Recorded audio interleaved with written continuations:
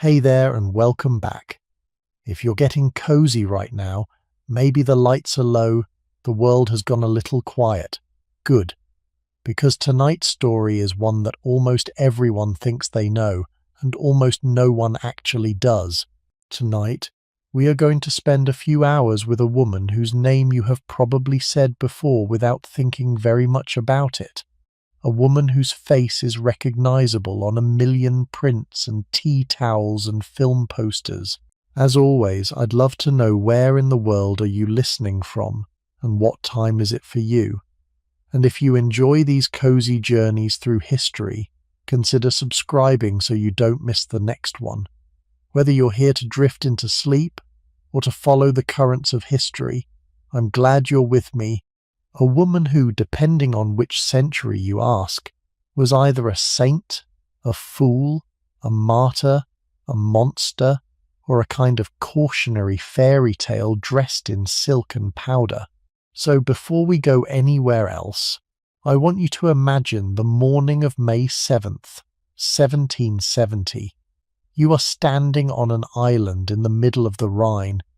The island is called the Île des Épis, and it is a small, flat, otherwise unremarkable strip of land between France and the territories of the Holy Roman Empire. A wooden pavilion has been constructed on it, specifically for what is about to happen.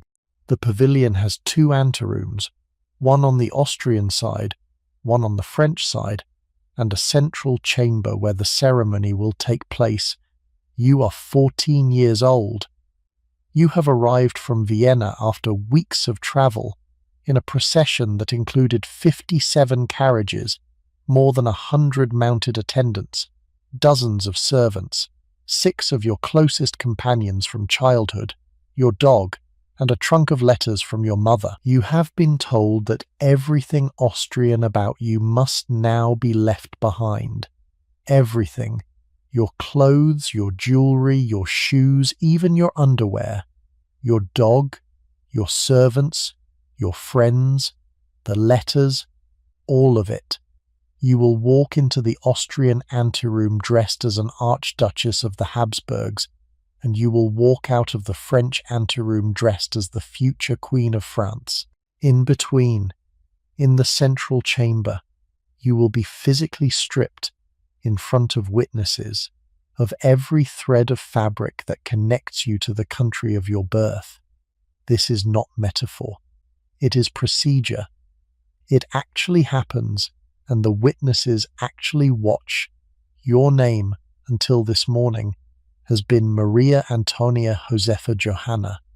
As of today, that name will not exist anymore. The French version, which you will be addressed by for the rest of your life, is Marie Antoinette. The change is small. The implications are total. What I want you to understand, before we go any further, is that this morning on this island, at the age of 14, was not the worst thing that ever happened to her. It was not even close. It was simply the first ritual in a life that would be defined by ritual, and by being looked at, and by being told, often in ways she could not refuse, who she was now supposed to be. The girl who stood in that wooden pavilion in the spring of 1770 had no idea what was coming. None of us, at 14, would have. And yet for the next 23 years, almost without pause, she would be required to perform a role that had been written for her by people who had never met her, in a country she had never seen, in a language that was not her first. That is where we are starting tonight, not with a queen, with a child, because everything about Marie Antoinette begins, and in some sense never quite stops being, the story of a child who was handed over.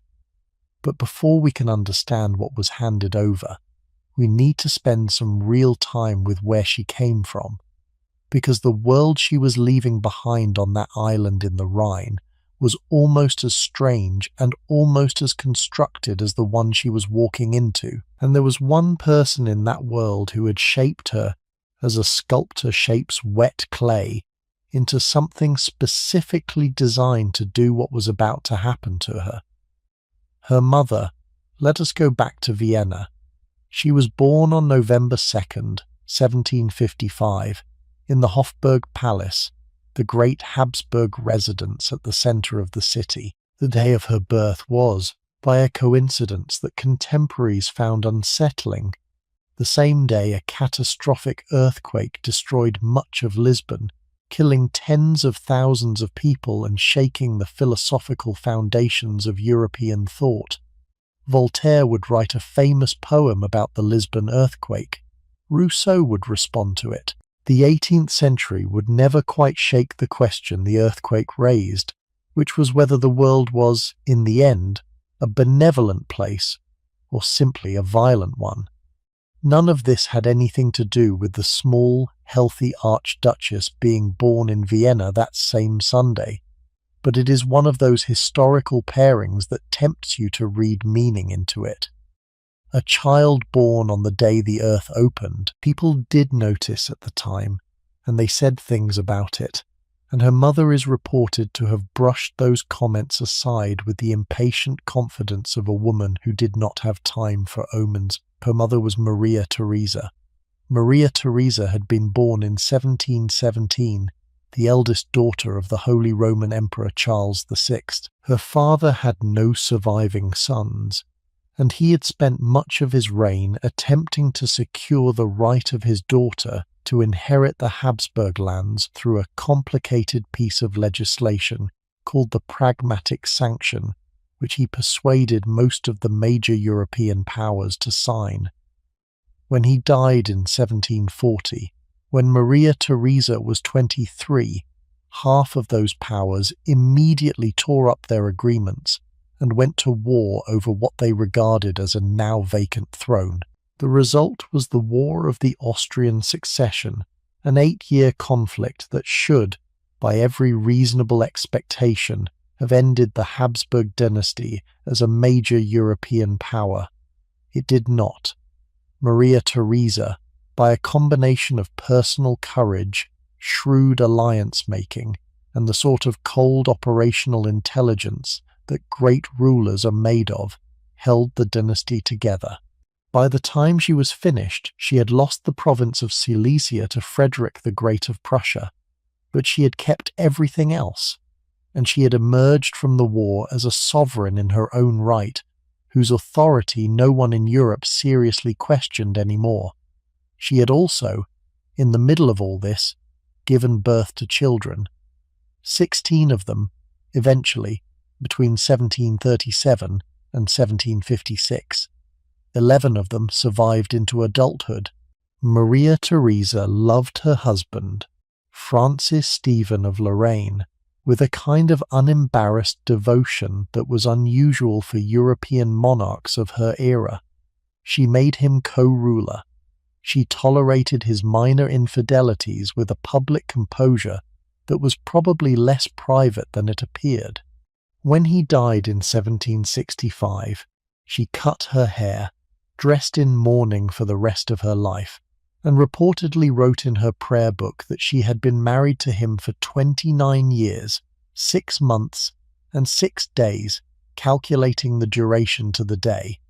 She was a woman who could be extraordinarily in her personal life and absolutely ruthless in her public one. The two settings did not contradict each other in her mind. They were simply different rooms of the same house. Marie Antoinette was the 15th of those 16 children. She arrived in a household where the older children were already being parcelled out through the courts of Europe through dynastic marriages. The Habsburg dynasty, by the mid-18th century, was less a family than a network of strategic alliances. Each daughter was a potential treaty. Each son was a potential heir to a foreign crown or a senior commander of Habsburg forces. Maria Theresa loved her children, and she also disposed of them. She had a job to do, and they were part of how she did it.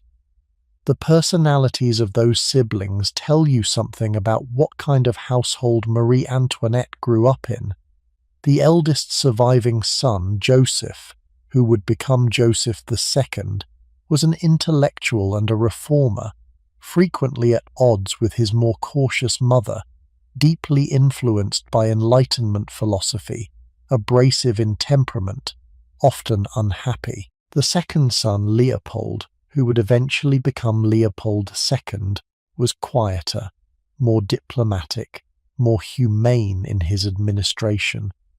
Of the daughters, Maria Christina was the favourite, allowed unusually to marry for love, and granted unusual privileges as a result, which created some tension with her sisters. Maria Amalia was sent to be Duchess of Parma against her wishes, and she made the marriage a disaster of resentment that Maria Theresa never forgave.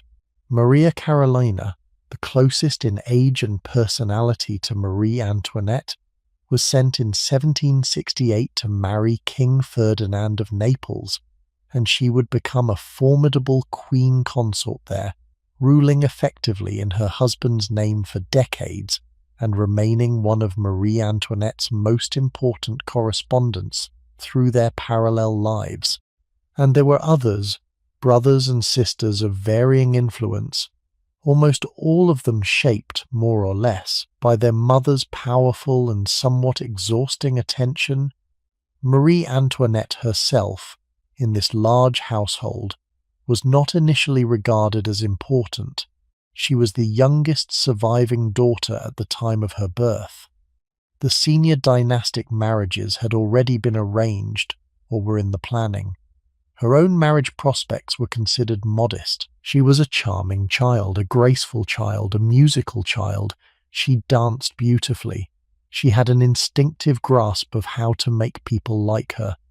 There is a famous story, almost certainly embellished, about a 6-year-old Mozart visiting the Schönbrunn Palace in 1762, and, after slipping on the polished floor, being helped up by the 7-year-old Marie Antoinette, to whom he is said to have proposed marriage on the spot. Whether the story is true in detail or not, it captures something accurate about her childhood.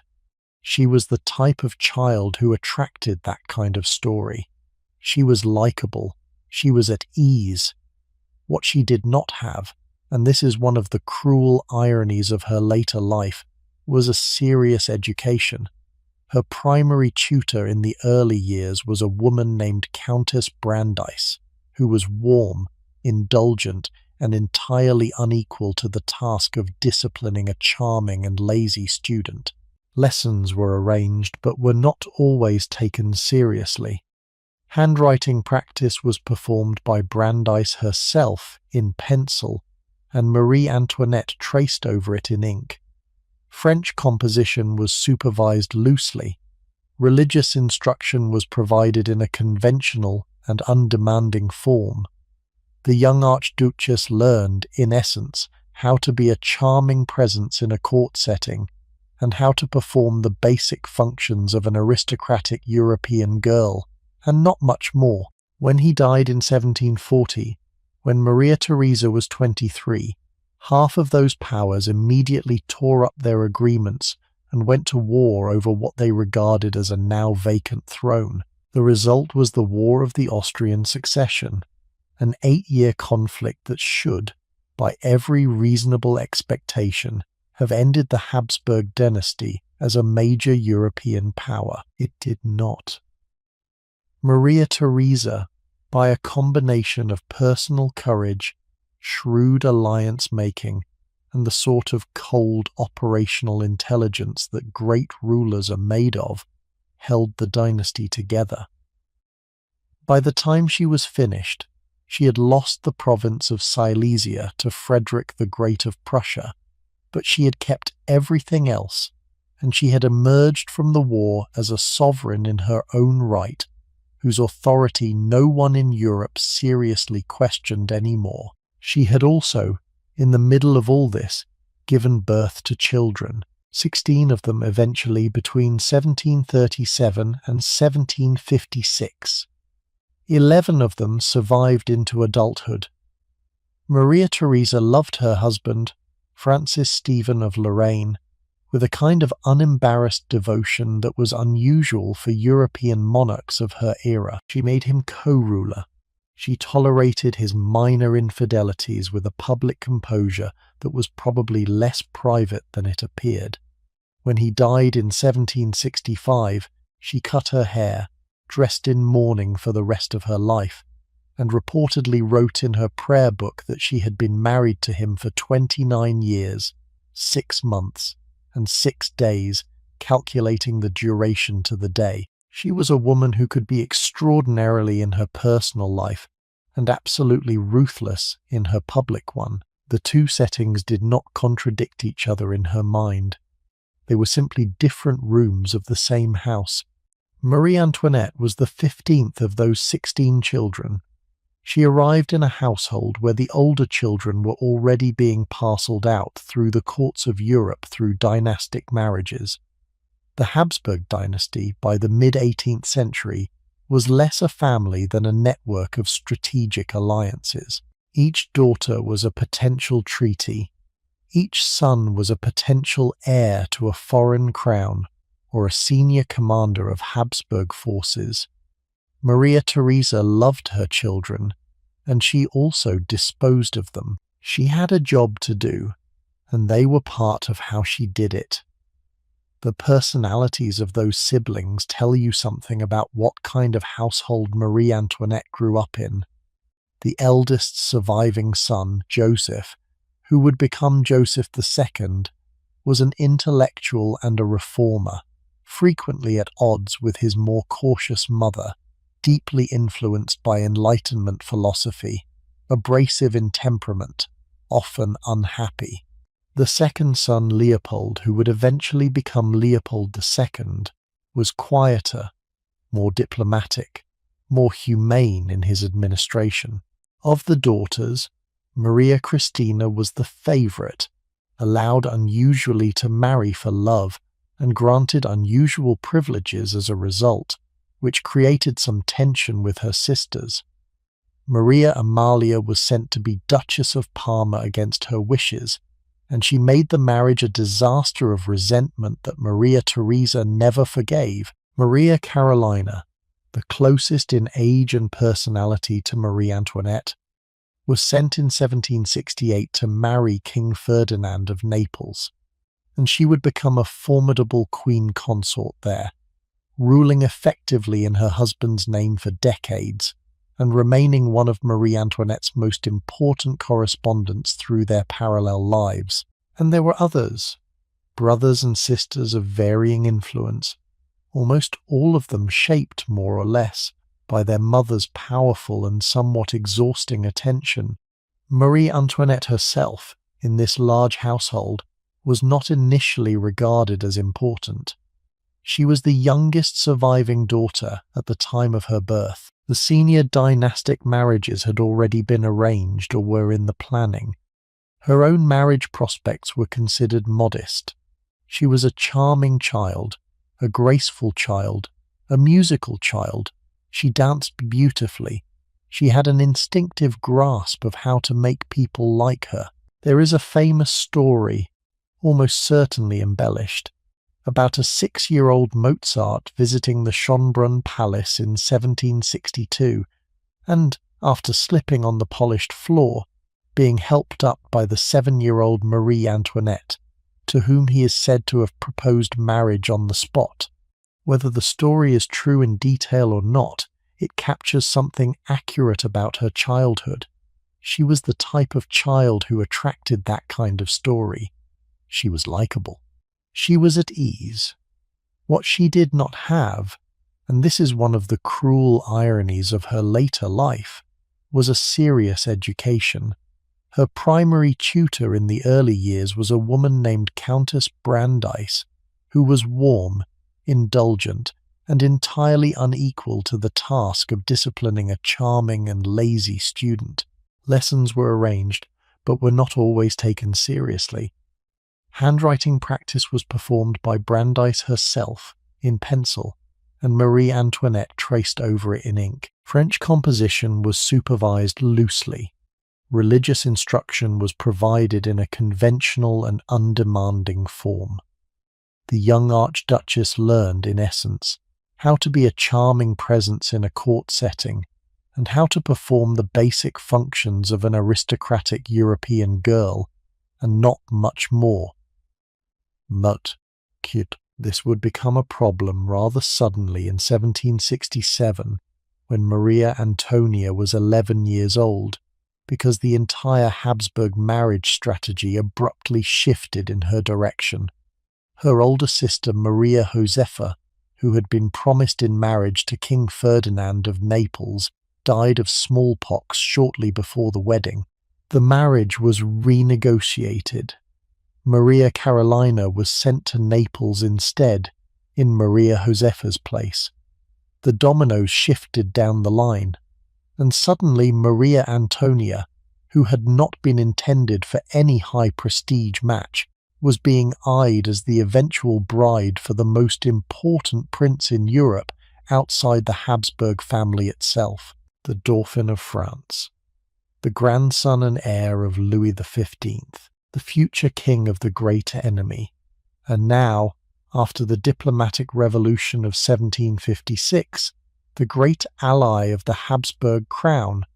That diplomatic revolution, by the way, deserves a paragraph of its own, because the marriage that ended Marie Antoinette's life can only be understood as the consequence of a piece of statesmanship that occurred when she was a baby. For most of the 17th and early 18th centuries, France and Austria had been hereditary enemies. They had fought wars against each other in every generation. The whole structure of European diplomacy was organized around their rivalry. Then, in 1756, a Habsburg minister named Wenzel Anton von Kaunitz, working with Maria Theresa's full support, engineered an extraordinary reversal. He persuaded the French foreign ministry that the real threat to both France and Austria was now Prussia, a state that had risen rapidly under Frederick the Great, and that had embarrassed both powers in the previous generation. France and Austria signed a defensive alliance. The two great enemies of the previous century became, almost overnight, official partners. The diplomatic revolution, the renversement des alliances, was complete. Like most political alliances of this era, the new arrangement needed to be sealed by marriage.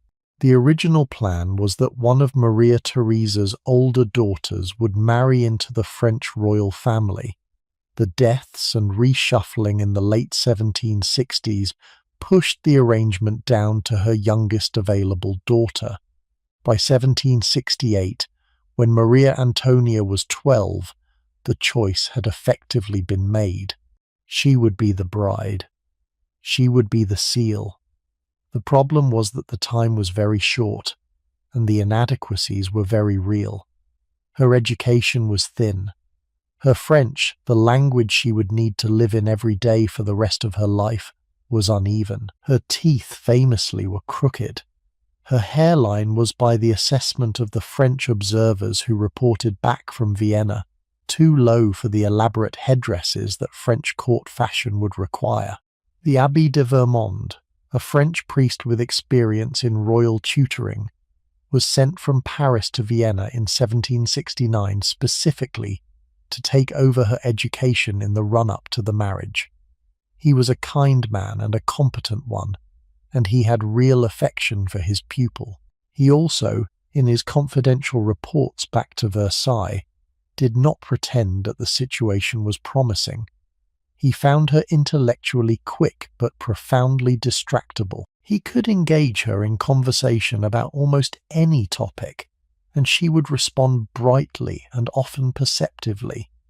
He could not, by any pedagogical strategy he attempted, get her to sustain attention long enough to learn anything in depth.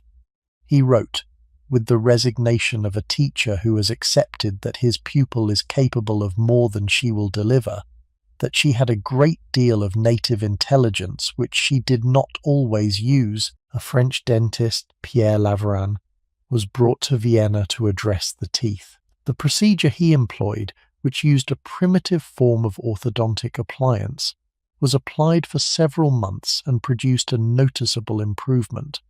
The hairdresser Larsener was brought in to restyle her hair and to manage the cosmetic adjustments to her hairline that the French court would notice. Portrait painters were commissioned to produce images of her in the French style and send them to Versailles for approval. Letters from the French ambassador in Vienna, the Marquis de Durfort, kept the Versailles court informed about her progress. The whole apparatus of dynastic preparation hummed in the background of her last year and a half in Vienna, and she felt all of it, although her letters from this period suggest that she felt it more as a series of demands than as a single coherent project. In April of 1770, the proxy marriage was performed. This was a procedure that had been used for centuries in dynastic marriages where the bride and groom were in different countries. A male relative of the bride stood in for the absent groom. The marriage vows were exchanged in front of the appropriate witnesses, and the union became, for legal and ecclesiastical purposes, valid. The proxy in this case was Maria Antonia's brother Ferdinand. The ceremony took place in the Augustinian church in Vienna on April 19, 1770. From that moment, she was technically married to Louis Auguste, the Dauphin of France. She had still never met him. Then began the journey. The procession that left Vienna in the last week of April 1770 was, by the standards of the era, enormous. 57 carriages, more than 100 mounted attendants, servants, ladies-in-waiting, priests, doctors, secretaries, kitchen staff, 376 horses, replaced at relays along the route. The total cost of the journey, paid by the Habsburg treasury and partially reimbursed by the French, ran into hundreds of thousands of livres. The procession moved at the dignified pace of a state event, perhaps 20 to 30 miles a day, stopping each night at some monastery or noble residence prepared in advance to receive it. The young Archduchess herself was at the centre of this slow-moving spectacle in a carriage upholstered in red velvet, trying to keep up with the schedule of formal receptions and presentations that filled each day. Her mother had given her, in the days before her departure, a series of detailed instructions. Maria Theresa was an inveterate writer of instructions. She had drafted by hand a regulation of conduct that her daughter was to read every month for the rest of her life, covering everything from the daily reading of religious texts to the proper way to receive ambassadors. She had also written a long personal letter, more emotional than the formal regulation, expressing her love and her anxiety and her hopes. The letter, like the regulation, would travel with Marie Antoinette over the Rhine in the trunk that was supposed to be left behind, and which she somehow contrived to keep. There are surviving letters between Maria Theresa and her daughter from the years that followed, which suggest that the mother continued to issue these instructions in writing, monthly or more often, for the rest of her life, and that the daughter did her best to receive them with the appropriate gratitude even when she was by then Queen of France in her own right. The instructions were not gentle. Maria Theresa loved her daughter in a way that involved very little softness in her public expression of it. The letters, even the ones she wrote in her last years, are full of anxious warnings, sharp criticisms, demands for better behaviour, lists of mistakes that had been reported back to Vienna by the Austrian ambassador to France. Marie Antoinette read them and replied to them with what is generally a remarkable patience, although her replies sometimes contain a flash of resistance, a phrase indicating that she has heard her mother and that she will do as she is asked, but that she also has her own opinions and her own life. Those flashes are rare. The mother's authority, even at a distance of hundreds of miles, was not something her daughter ever quite escaped. So that is the procession that arrived at Strasbourg on May 7th, 1770. A girl in a velvet carriage surrounded by an extraordinary apparatus of state, travelling toward an island in the Rhine where she would be required to leave everything Austrian behind. Her mother's letters were in her trunk. Her mother's instructions were in her head. Her mother's expectations were what she was about to be tested against every day for the rest of her life. The handover ceremony itself, when it came, was painful. She arrived at the wooden pavilion in the morning. She passed through the Austrian anteroom where her ladies-in-waiting helped her undress. Her clothes were placed in a separate room. She walked, shivering, into the central chamber. The witnesses were assembled. The official handover protocol was read aloud. She was inspected in the formal sense to confirm her identity, and then she was passed across to the French delegation, who clothed her in French silks that had been prepared in the French anteroom. She emerged in the new clothes. She was now officially Marie Antoinette, Dauphine of France. It is reported that she wept during the ceremony. The delegations on both sides did their best to reassure her. The senior French representative, the Comtesse de Noailles, who would become her chief lady-in-waiting and who would also become, in her stiffness and her ferocious attachment to protocol, one of the more difficult figures in her early life at Versailles, attempted to be kind. But the moment was, by every account, hard. Her dog, a pug named Mops, had been left behind in the Austrian anteroom. Her childhood companions, the women who had grown up with her and who had been her closest friends, had been left behind. The letters from her mother, which she had kept in the trunk despite the protocol, were now hidden in the lining of a sleeve. She walked around the floor of the wooden pavilion and out into a country she had never seen before, in clothes that were not hers, with a name that had been changed. The procession continued from the island on the French side, and the welcoming ceremonies began. She passed through Strasbourg, where the bishop greeted her. She was driven through cheering crowds in city after city, as she made her way slowly toward Compiègne, where the French royal family was waiting to meet her in person for the first time. The journey from the Rhine to Compiègne took several days. By the time she arrived on May 14th, 1770, she had been on the move for almost 3 weeks and was visibly exhausted, although she had been trained sufficiently well in the management of public appearances that the exhaustion did not show in any way that the chroniclers were able to record. 2 days after the handover, on May 14th, 1770, she met her future husband for the first time. His name was Louis Auguste, Duc de Berry, the Dauphin of France. He was 15 years old. He was tall, awkward, nearsighted, and physically unimpressive. He was passionate about hunting and about locks. He could spend hours in his private workshop disassembling and reassembling intricate mechanical locks, an activity that he found genuinely calming and that the rest of the court found, frankly, embarrassing. He was shy to the point of social paralysis. He read history books. He cared about geography. He was, by every account, a kind young man with a fundamentally decent disposition who was completely unsuited to the role of king and was somewhat aware of this himself.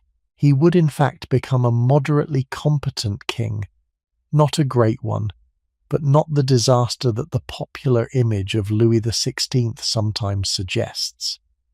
He read his ministerial reports. He cared about reform. He genuinely wanted to do the right thing. He was simply not built for a form of crisis that was about to engulf his country, and he knew it, and the knowing made him slower to act when speed was the only thing that might have saved him. He was also profoundly inhibited around women, an inhibition that had probably been worsened by the deaths of his parents when he was 11 and 12.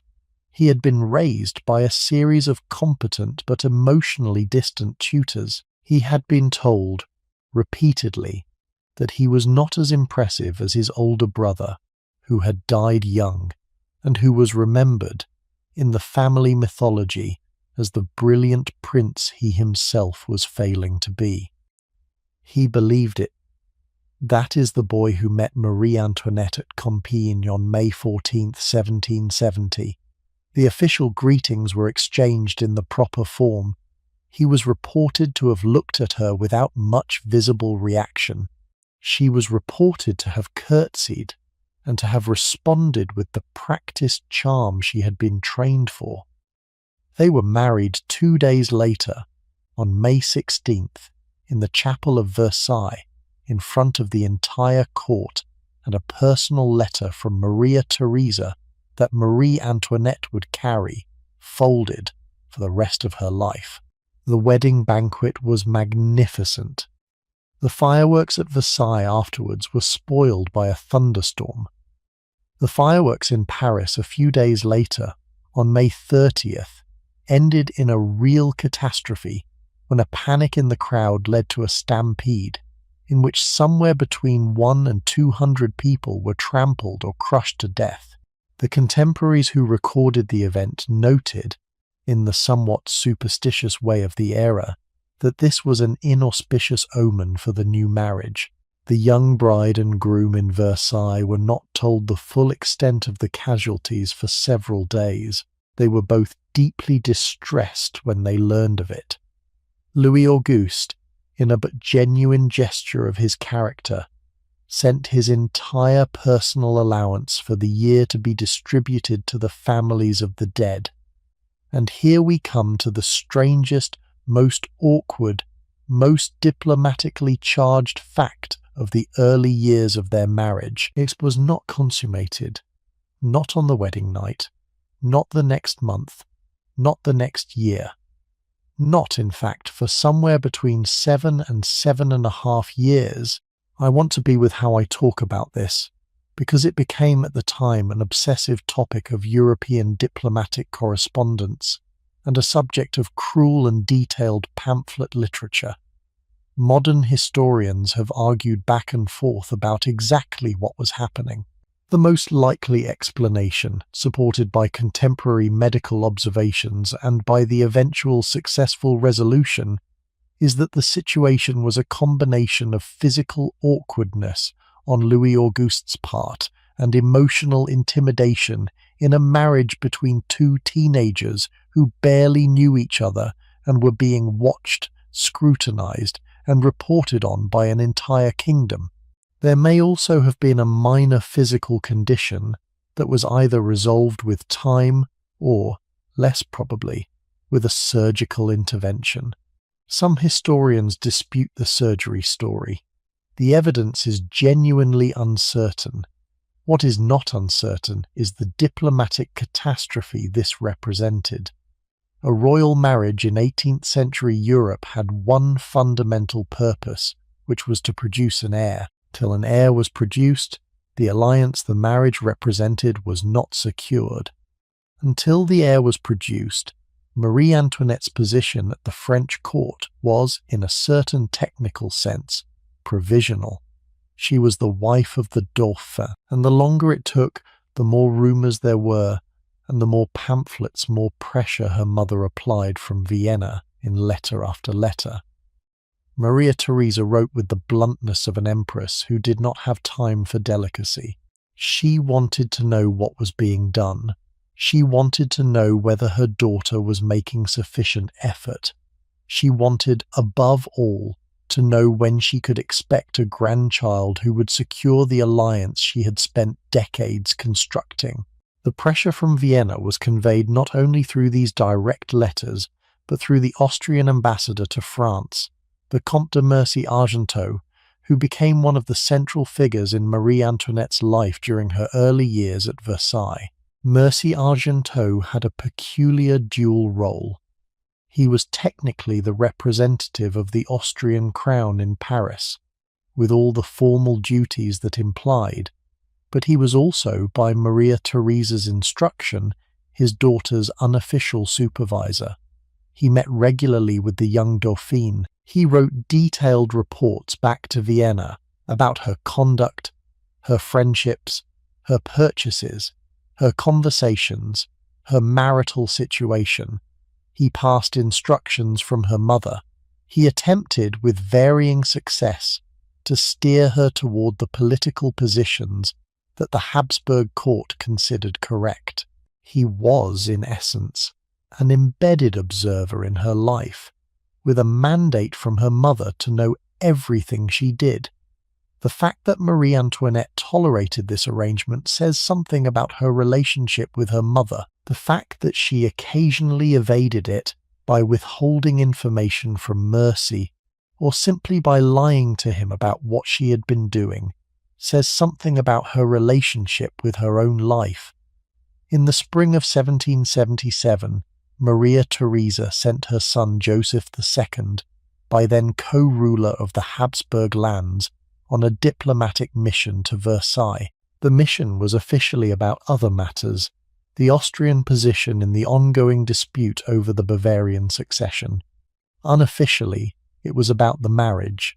Joseph spent time with his sister, brother-in-law, made his observations, and on his return to Vienna wrote a remarkable letter to one of his other brothers, a letter that historians have been picking apart for 2 centuries because it appears to address the marital problem in technical detail without quite naming what the problem actually is.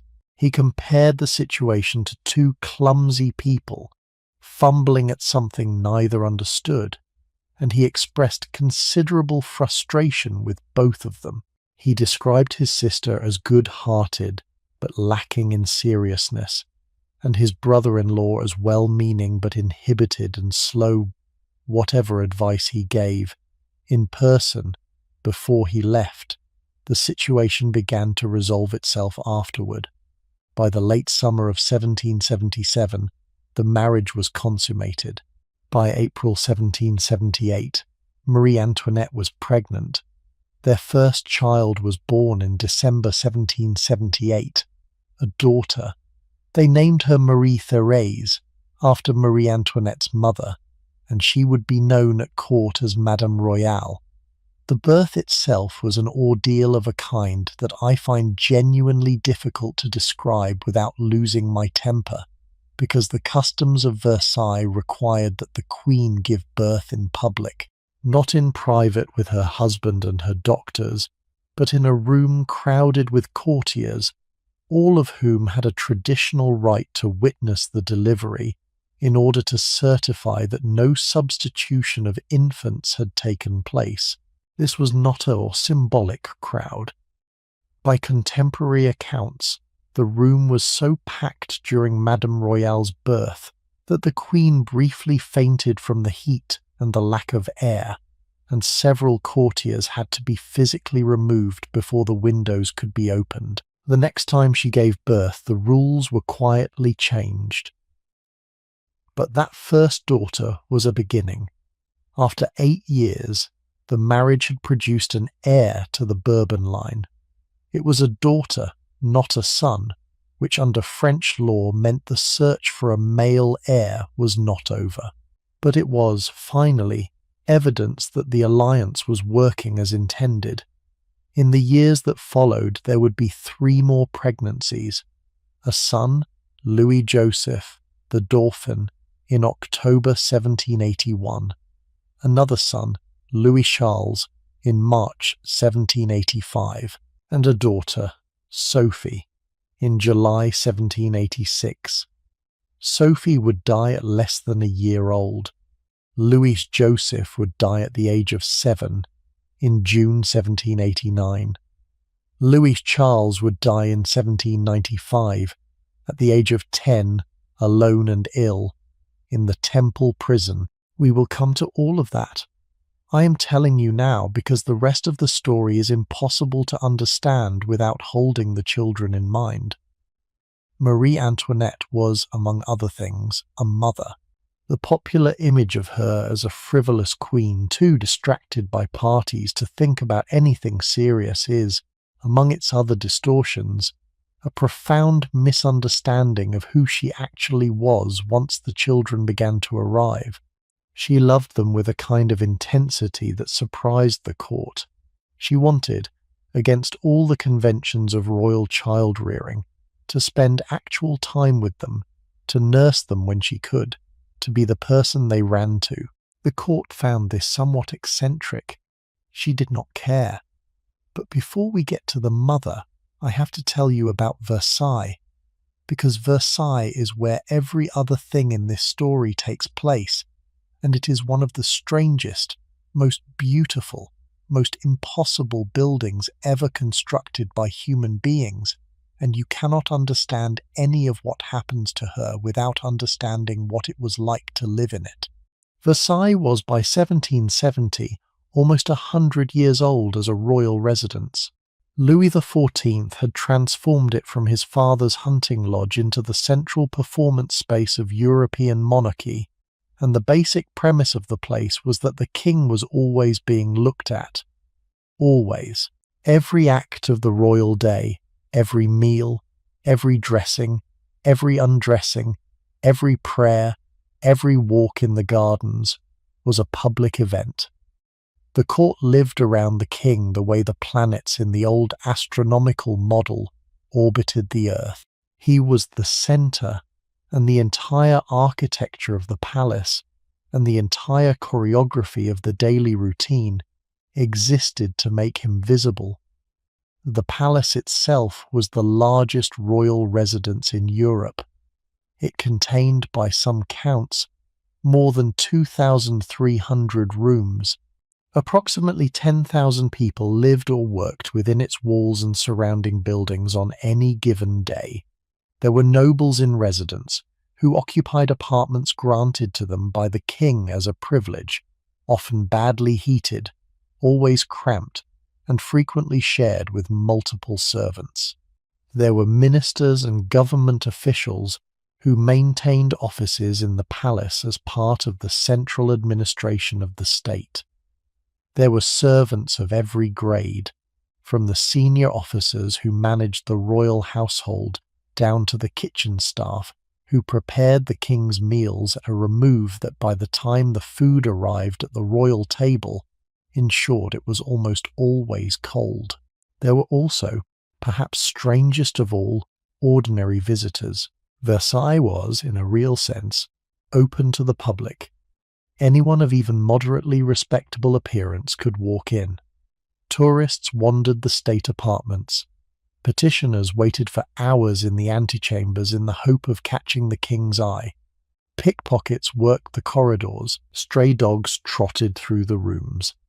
The palace was simultaneously the most formal building in Europe and one of the most populous, and the contradiction between those two facts produced an atmosphere that no contemporary description quite captures. It was crowded. It was theatrical. It was by modern standards very dirty. By the time Louis XV inherited this system in the early 18th century, it had become a kind of perpetual theatrical performance, sustained by an elaborate code of etiquette that governed everything from who could sit in whose presence to who could hand the queen her chemise in the morning. This last detail is not made up, by the way. There was a literal hierarchy of who had the right to hand the queen the first item of clothing she would put on each day, and the question of which woman performed that ceremony on a given morning was determined by the rank of every woman currently present in the room. If a higher-ranking woman entered while a lower-ranking one was already holding the chemise had to be passed up the ladder before it could be given to the queen. Marie Antoinette is recorded on at least one famously cold morning as having stood shivering while the chemise made its way through several pairs of hands before reaching her. She is reported to have said, quietly, that this was odious and ridiculous. She did not stop the ritual. She simply waited for it to finish, and then she put on her clothes. That single image, the Queen standing in her own bedroom waiting for permission to dress, captures something essential about what Versailles did to her. She had arrived from Vienna, where the Habsburg court was formal but rational, where her mother had simplified ceremonial whenever simplification was possible, where the royal family ate together in private and behaved, in many domestic moments, like a recognizable family. Versailles was nothing like that. Versailles was an institution that had been refined generation by generation into a perfect mechanism for surrounding the royal person with witnesses and procedure. The lever, the formal morning rising of the king or queen, was attended by selected courtiers in a strict order. The grand couvert, the public dinner, was attended by anyone of sufficient rank who wanted to come and watch the royal family eat. Strangers walked in. Tourists, in essence, watched her use a fork. The chief enforcer of this regime in her early years at Versailles was the Comtesse de Noailles, the senior lady-in-waiting who had received her at the handover ceremony on the Rhine. The Comtesse was a woman in her 50s who had spent her entire adult life at Versailles and who regarded the proper observance of court etiquette as something approaching a religious duty. She was, by all accounts, not unkind. She was simply incapable of imagining that the rules could ever, under any circumstances, be relaxed. Marie Antoinette gave her a private nickname which became famous later. She called her Madame Etiquette. The name was accurate. The Comtesse de Noailles existed in the young Dauphine's life, primarily as a corrective voice. Whenever Marie Antoinette did anything informal, anything spontaneous, anything that might be construed as departing from the script of the Versailles day, the Comtesse appeared to remind her, gently but inexorably, of how it should have been done. There is a story from this early period that I find revealing. One day in the gardens, Marie Antoinette stumbled and almost fell. A nobleman near her instinctively reached out and caught her arm to her. Court protocol forbade any commoner, and even most nobles, from physically touching the body of a member of the royal family without permission. The Comtesse, who had observed the incident, later took Marie Antoinette aside to inform her, with great seriousness, that the nobleman should not have been permitted to touch her. The young Dauphine pointed out, reasonably enough, that she would otherwise have fallen. The Comtesse acknowledged this, but did not retreat from her position. The protocol existed for reasons, she explained. To allow exceptions was to permit erosion. The conversation went on for some time.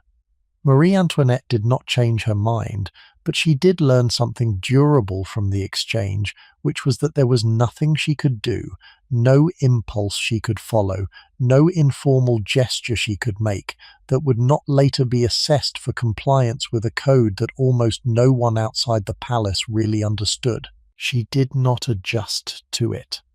Or rather, she adjusted to it the way a healthy young animal adjusts to a cage, which is to say she found ways around it. She spent more and more time in private apartments.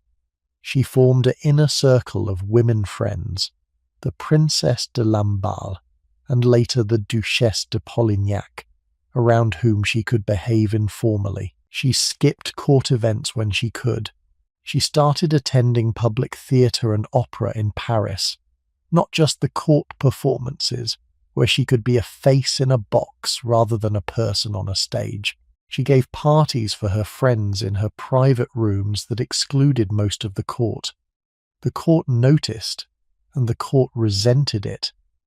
The royal family she had married into was, in itself, a world that I should describe before we go any further, because the relationships within it shaped a great deal of what happened to her. There were two surviving brothers of the king.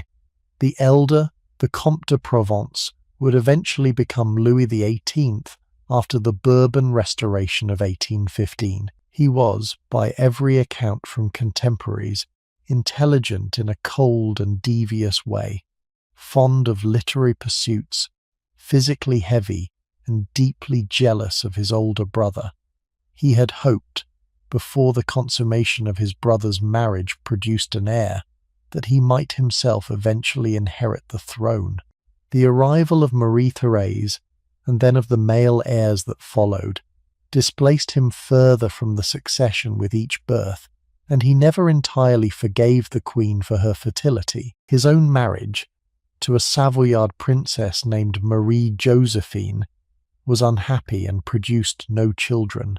He was not, in the early years, an enemy of his sister-in-law, but he was not really her friend either. When the revolution came, he would emigrate, work for years from various European courts to undermine the constitutional government, and outlive almost everyone in this story. The younger brother of the king, the Comte d'Artois, who would much later, briefly, reign as Charles X, was the opposite of his middle brother in temperament. He was charming, frivolous, athletic, fashionable, and politically reckless. He was closer in age and personality to Marie Antoinette than her own husband was. They danced together. They rode together. They appeared together at fashionable Paris venues that the more cautious members of the family avoided. Some of the early pamphlets attacking the Queen accused her of an affair with him, an accusation that almost no serious historian credits, but that captures something accurate about the visible warmth of their friendship. His own marriage, like his brother's, was politically arranged and not happy, although it did produce two surviving sons. When the revolution came, he was the first significant member of the family to emigrate, leaving France in July 1789, only days after the fall of the Bastille, and spending the next quarter-century among the most uncompromising of the émigré faction. The fact that her brother-in-law was, in the popular view, the leader of the émigrés actively conspiring against the revolution, did not help Marie Antoinette's situation, since she was inevitably suspected of being in correspondence with him, which she sometimes was. Behind the brothers, in the network of senior royal relatives, were the king's aunts, the unmarried sisters of his father. They were known collectively as Mesdames Tantes, and the most politically active of them was Madame Adelaide, the eldest of the surviving daughters of Louis XV. Madame Adelaide was a woman of strong conservative convictions and even stronger personal animosities. She had detested Madame du Barry, on principle and on personality, and she had been one of the most active figures pressing the young Dauphine to refuse to speak to her in those early years. She had then, when du Barry was banished by the new king after Louis XV's death, transferred her formidable energies to a long campaign of disapproval directed at almost every modernization or simplification the new queen attempted at court. The Mesdames Tantes were, in the queen's life, a kind of ambient negative pressure, never quite hostile enough to be denounced openly, but never quite supportive enough to be relied on. They eventually emigrated to Italy in 1791 and died there during the early years of the Revolution. The senior cousin of the king and the wealthiest member of the extended royal family besides the king himself was Louis-Philippe Joseph, the Duc d'Orléans, who would later rename himself Philippe Eaglelight in support of the revolution, and would eventually vote for the death of his own cousin in January 1793. He was an intelligent, ambitious, deeply alienated man whose Paris residence at the Palais Royal was, throughout the 1780s, one of the principal centres of opposition political activity in France. The gardens of the Palais Royal, which he had developed commercially as a kind of public arcade lined with shops and cafes, were by the late 1780s the place in Paris where political pamphlets were freely sold, and where opposition figures could gather to plan against the crown. The Duc d'Orléans was, in some real sense, the financial sponsor of the early revolution. He was widely suspected of paying for some of the most damaging pamphlets attacking the Queen, and the suspicion, while never fully proven, was not without basis. The fact that the most dangerous of her enemies in the immediate family was her own husband's cousin, operating from a palace less than a mile from the Tuileries, is one of the more disturbing features of the late Ancien regime. He would himself be executed in November 1793, less than a month after his cousin Marie Antoinette, by the same revolutionary government he had spent years funding. There is a kind of irony in his fate that I will leave you to assess. The daily routine of life at Versailles, into which she fitted herself with varying degrees of compliance, was structured around the king's schedule. The Petit Lever, the king's first rising, was attended by a group of senior officers of the household and intimate family. The Grand Lever, later, was attended by a much larger group of nobles who had the formal right of entry. The king dressed in stages, with each item of clothing handed to him by an officer in an order. The Queen had her own parallel ceremonies, less elaborate, less attended. The royal mass was celebrated in the chapel each morning. The king worked in his cabinet through the late morning, meeting with ministers. The royal couple typically dined together in the late afternoon, sometimes in private, and sometimes in the famous public dining ceremony of the Grand Couvert. The evening was given over to court entertainments, card games, formal receptions, or in some cases simply hours in the family apartments. Bed came late, sometimes after midnight, and the next morning the cycle began again. This was, with seasonal variations and occasional travel, the rhythm of every day of her adult life until October 1789. Before we get to the friends, though, I want to tell you about Madame du Barry, because the encounter between Marie Antoinette and Madame du Barry is one of the small, vivid moments of her early years at Versailles, and it tells you something about her personality before she had quite learned what kind of person she was supposed to be. Madame du Barry was the official mistress of the elderly King Louis XV. She had risen from extremely modest origins, had worked for a time in a fashionable Paris dress shop, and had been introduced to the king in 1768 through the offices of one of his courtiers. She was beautiful, she was charming, and she was politically inconvenient. The senior aristocracy of France regarded her as an embarrassment, a low-born interloper who had been forced into the royal household by the king's appetite. Maria Theresa in Vienna regarded her with horror.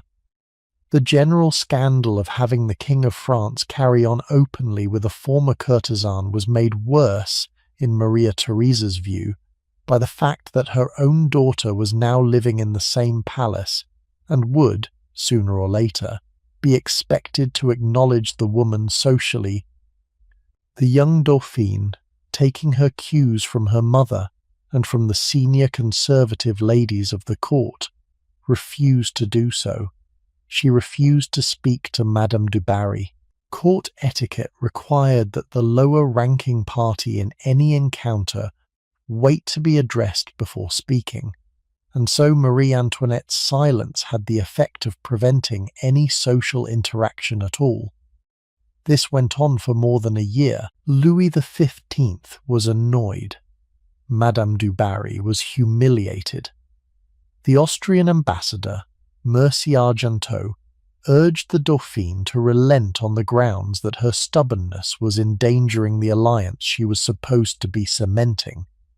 Maria Theresa, contradicting her own instincts, eventually wrote to her daughter from Vienna, asking her to give in. On New Year's Day 1772, Marie Antoinette finally said something to Madame du Barry. The exact words are recorded by several witnesses with variations. She said something like, "There are a great many people at Versailles today," a perfectly innocuous remark about the size of the New Year's reception. Madame du Barry was satisfied. The king was satisfied. The protocol crisis was over. But what is interesting about the incident, in retrospect, is what it tells you about the young Dauphine. She had held out for over a year. She had endured pressure from her mother, from the ambassador, from the king himself. She had been miserably uncomfortable for most of that period. And in the end, the only words she could bring herself to say were the most general, most empty, least committal phrase she could possibly have produced. She had been forced to give in, but she had not given in any further than the absolute minimum required. Whatever else you can say about that, it was not the act of a politically pliable woman. It was the act of someone with a stubborn streak that her charming surface concealed. Louis XV, the elderly king under whose long reign Marie Antoinette had arrived in France, died in May 1774.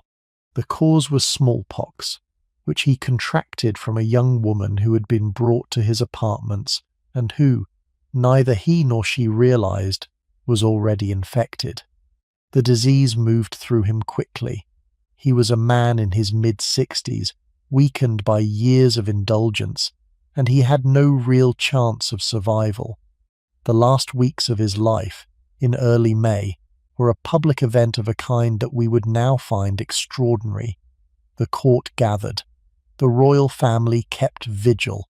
The protocols of dying, which at Versailles were as elaborate as the protocols of living, were observed in detail. He died on May 10th, 1774, just before 3 in the afternoon. The senior official of the household, by tradition, walked through the state apartments and announced the news in the formula that had been used at every royal death for centuries. The king is dead. Long live the king. Louis Auguste, the awkward young prince who had married Marie Antoinette 4 years earlier, was now Louis XVI. He was 19. His wife was 18. They had been told earlier that day that the change was coming. The story that has come down from the moment is that, on hearing the formal announcement, they fell to their knees together and wept, and one of them, accounts differ on which, said something to the effect that they were too young to reign. The phrase has become famous. It may be embellished. It captures, even if the words were not exactly those, something true about what they felt. The new king and queen left Versailles immediately because the palace had to be cleansed of the smallpox infection. They went to the Château de Choisy, where the formal public mourning was managed and where the new reign began. Louis XVI's first significant act, which I find revealing, was to recall the parliaments, the regional law courts that his grandfather had suspended. It was a popular decision and, in retrospect, probably a mistake. It restored a centre of opposition to royal authority that would, 15 years later, contribute substantially to the crisis that destroyed the monarchy. But at the time, in May 1774, it appeared as an act of reform. The new king was widely reported to be different from his grandfather. He was virtuous, he was serious, he was committed to the welfare of his subjects. The country, which had grown weary of the old king's mistresses and his cynicism, was prepared to be hopeful about its new sovereigns. For the first year or two, that hopefulness held. The new royal couple were popular. The young queen in particular was the object of widespread enthusiasm. She was beautiful in a way that the elderly Louis XV had not been for decades. She danced well at court balls, she rode well in the hunts, she charmed ambassadors, and entertained foreign visitors with the practiced grace she had been trained for since childhood. The pamphlets at this period are mostly sympathetic. The crowds in Paris cheered her when she went into the city to attend the opera. There is a memoir of the young writer who would become Marshal Marmont, who saw her at a court ball at Versailles in this period, and who described her appearance in terms that are close to worshipful. She was, by his account, the most graceful and the most beautiful woman he had ever seen, and she carried herself with an effortlessness that he could not stop watching. The early reign was also, briefly, a moment of genuine reform. Louis XVI had inherited a government that needed serious work, and his first appointment suggested that he understood this. He brought in as his finance minister a man named Anne-Robert Jacques Turgot, a respected administrator and economic theorist with strong Enlightenment credentials. Turgot believed in free markets, in the abolition of internal trade barriers, in the reform of the corvée, the system of forced labour that French peasants owed for the maintenance of roads. He believed, above all, that the French state could not continue to operate on the financial basis it had inherited, and that serious structural reform was the only alternative to eventual collapse. He was, in many ways, the most clear-sighted minister Louis XVI ever appointed. He was also, almost from the moment of his appointment, opposed by every interest at court that stood to lose from his reforms, which was most of them. He proposed to abolish the guilds, the medieval corporate structures that controlled access to most skilled trades, and the guilds opposed him. He proposed to allow the free trade of grain across provincial boundaries, and the regional grain merchants opposed him. He proposed to begin taxing privileged orders, and the privileged orders opposed him. By the spring of 1776, less than 2 years into the new reign, the political pressure against him had become unmanageable, and the king, who never had the temperament to fight political battles for unpopular reforms, dismissed him. Marie Antoinette, in this period, was not the principal force behind Turgot's dismissal, although the popular mythology has often blamed her. She had been distantly hostile to him on personal grounds. He had been a serious and somewhat austere man with no time for the social rituals of the court, and he had clashed with several of her friends over patronage matters. She had certainly been part of the chorus of voices urging the king to dismiss him, but the decision was the king's, and the principal reasons were political rather than personal. Turgot had attempted reforms that the structure of the French monarchy was, in the end, too weak to support. He could not have succeeded with any queen as his ally. The lesson of his dismissal, which Louis XVI did not fully absorb, was that the financial crisis of the French state could not be solved by ordinary administrative measures, and that any minister who tried to solve it by genuine structural reform would be destroyed by the interests he was attempting to reform. His successor, Jacques Necker, was a different kind of figure. Necker was a Genevan banker, a Protestant in a country that did not formally allow Protestants to hold senior office, a self-made man whose financial expertise was widely respected. He served as Director General of Finances from 1777 to 1781, technically not as the principal minister because his religion forbade it, but in practice as the central architect of French financial policy during the period of the American War. His approach was different from Turgot's. He did not attempt structural reform. He believed, instead, that the financial crisis could be managed through better accounting, more transparency, and aggressive borrowing. He published in 1781 a Compte rendu au roi, an open accounting of the state's finances, which was the first time in French history that the actual fiscal position of the government had been made public. It was the most read non-religious book in France in 1781. It also, by smoothing over certain details that an honest accounting would have disclosed, somewhat understated the depth of the actual fiscal problem. Necker was dismissed in 1781, when his demands for greater authority over royal expenditure became politically untenable. He would be recalled twice more, in 1788 and again in 1789, in increasingly desperate circumstances, but his return engagements would be too late to address the structural problems that his earlier tenure had largely deferred. In the years between Necker's first ministry and the convening of the Estates General, the French state limped through a series of finance ministers who attempted, in various ways, to manage a problem that none of them was given the political authority to solve. Charles Alexandre de Calonne, who took over in 1783 after the most catastrophic fiscal year the state had yet experienced, was the most ambitious of them. Calonne understood that the existing tax system, which exempted the nobility and the church from most of the burden, was not generating enough revenue to service the existing debt, let alone reduce it.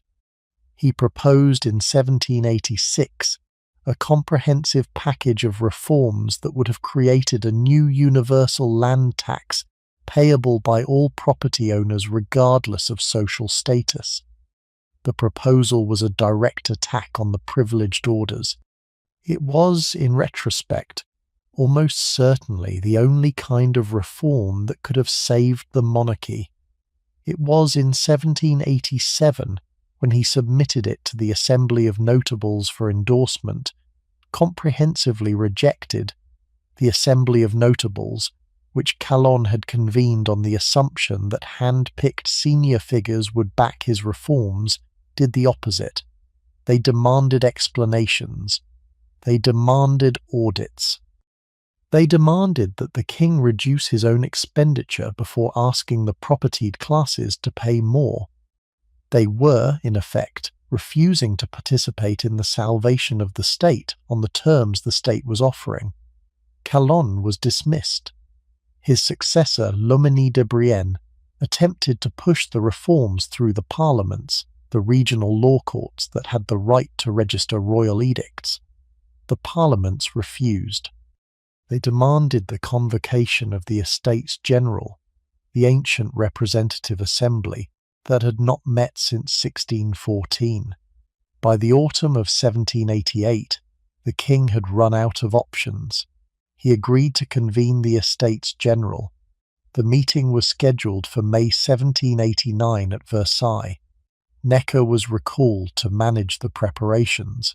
The most respected financial expert in Europe was being asked to oversee a process that, by the time he arrived, was effectively beyond saving. Throughout this entire decade, from the dismissal of Turgot in 1776 to the convocation of the Estates General in 1789, Marie Antoinette was being held responsible in the popular imagination for events whose actual causes she had at best a peripheral influence over.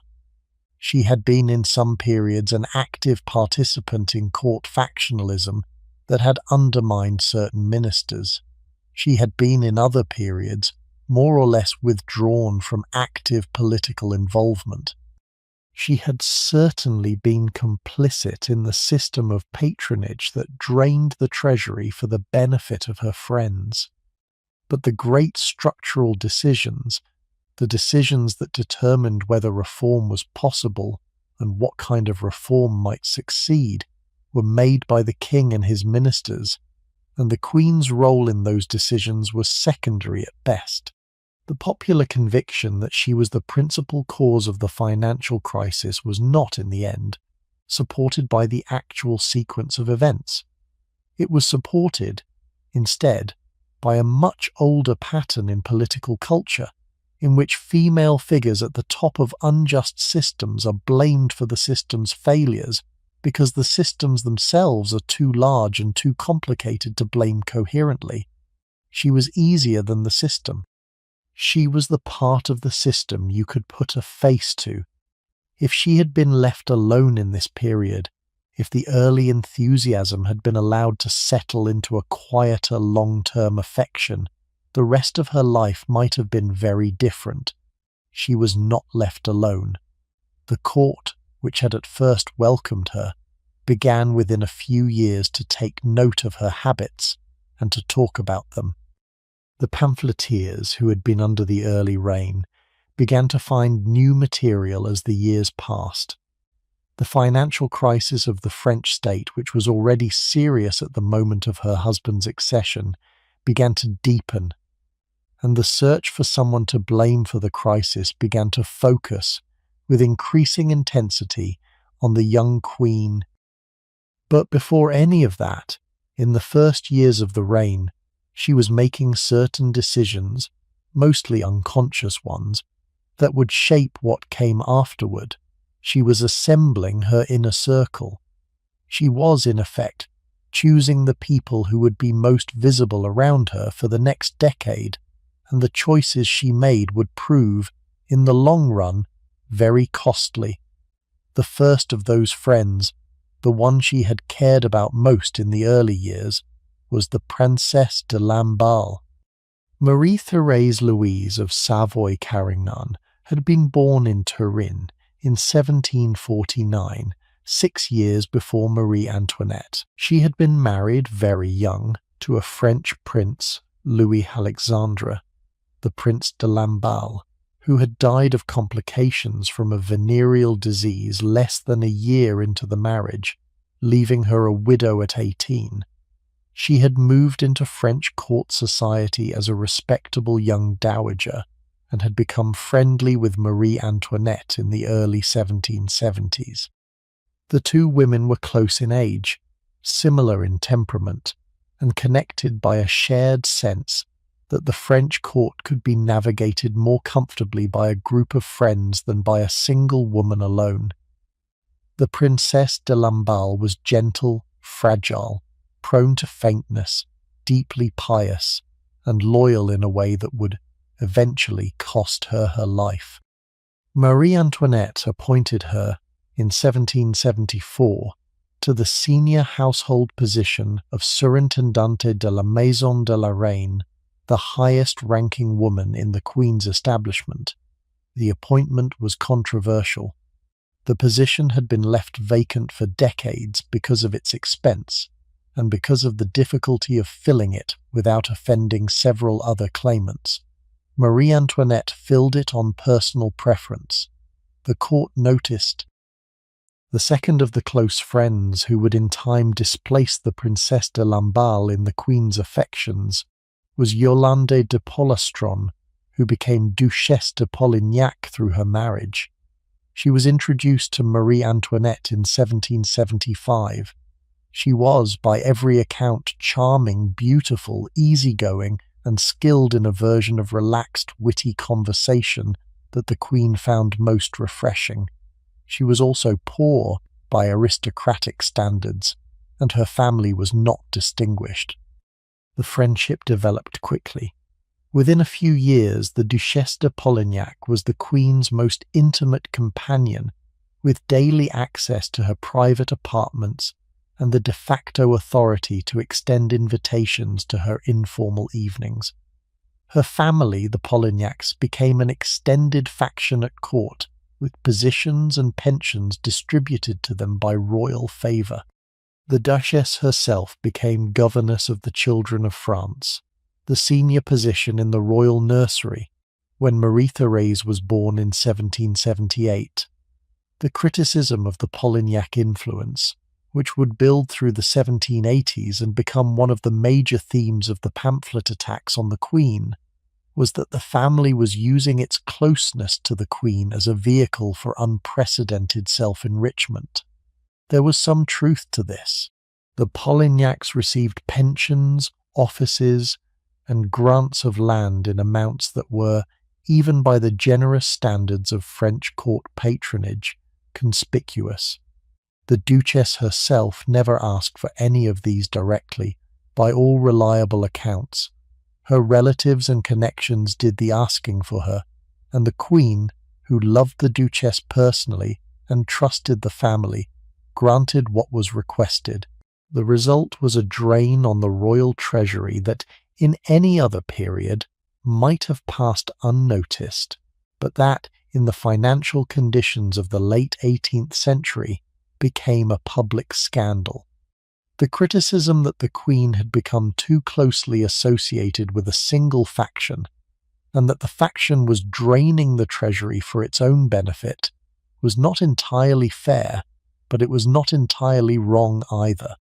She had, in choosing her closest friends primarily on the basis of personal compatibility rather than political utility, opened a vulnerability that her enemies were now fully prepared to exploit. The court had thousands of people in it whose entire lives were organized around the calculation of who was in favor and who was out. The fact that a group of individuals had been declared by the Queen's preference to be permanently in favor was an enormous practical insult to all the others. Whatever they had done to deserve their proximity to her was by definition unfair to the courtiers who had not received the same access. This is a structural feature of any court system.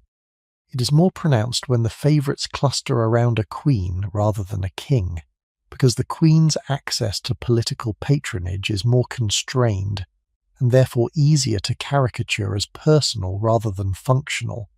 Marie Antoinette had not invented these dynamics. She had simply, by being herself, inflamed them.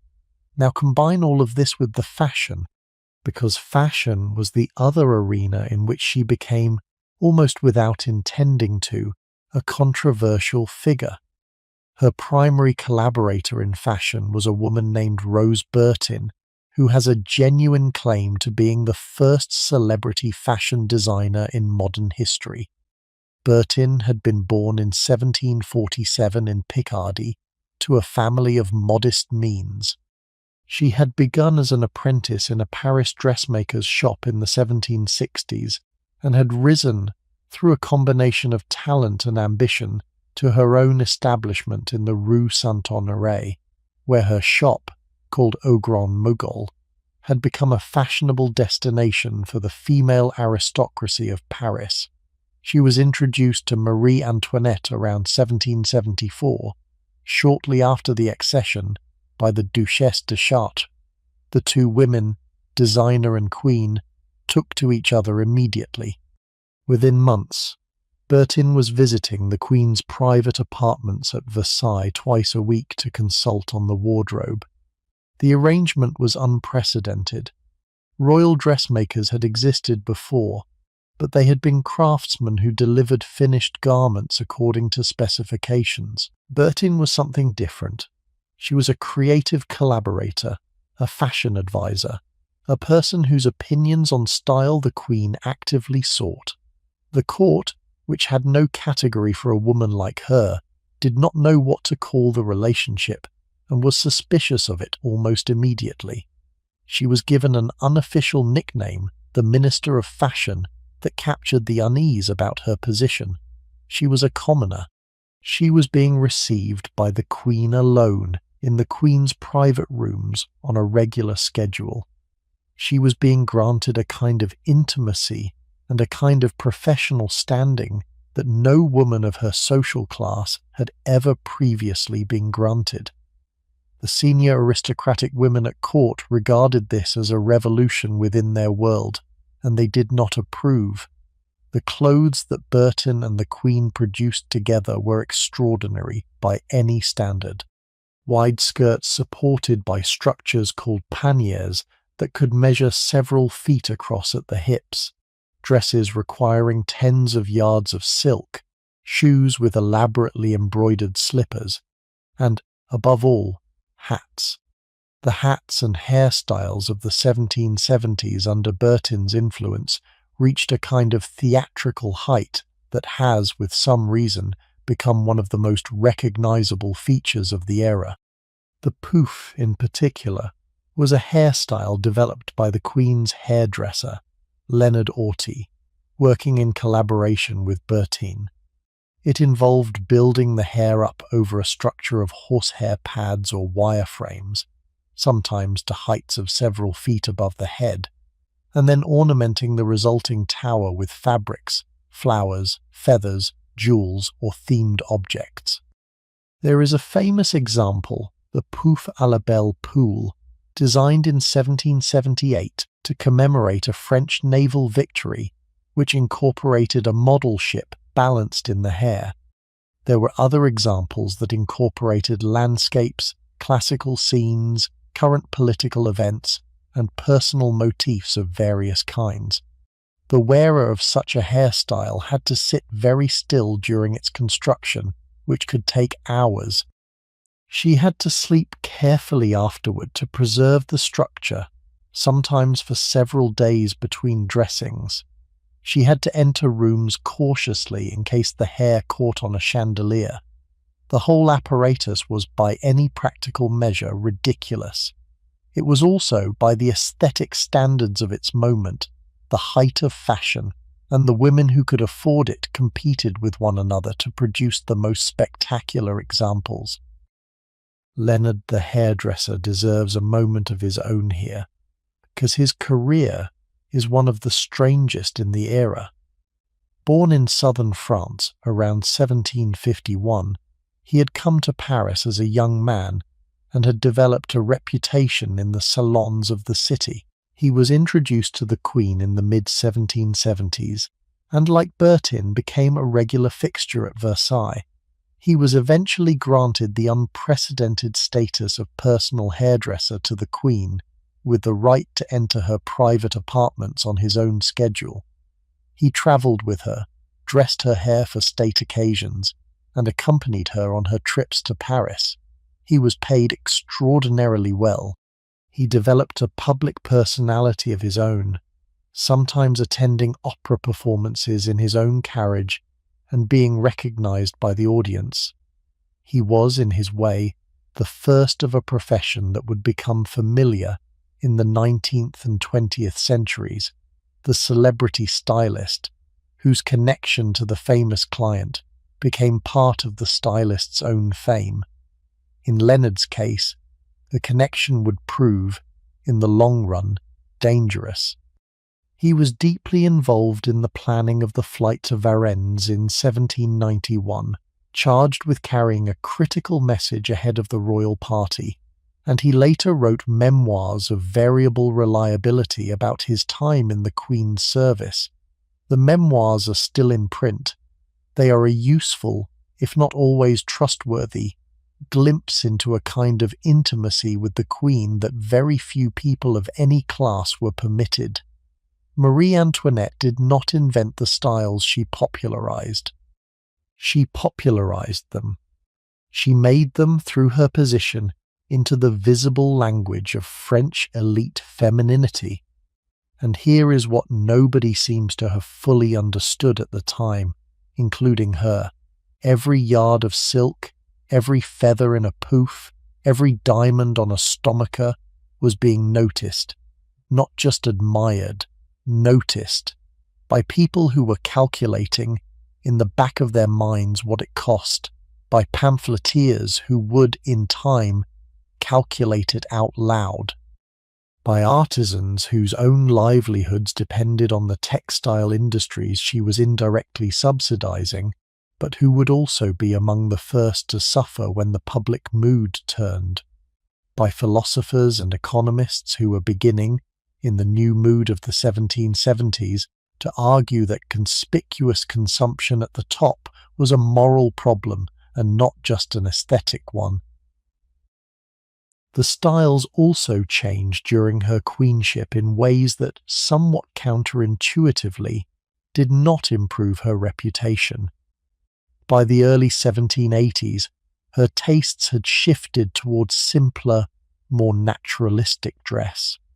The wide panniers were laid aside, the towering hairstyles were reduced, White muslin dresses, modelled loosely on English country fashion, became her favoured daily wear. There is a portrait of her by the painter Elizabeth Vigée Lebrun, painted in 1783, that I want you to look up at some point if you have not seen it. It is called Marie Antoinette en Gaul.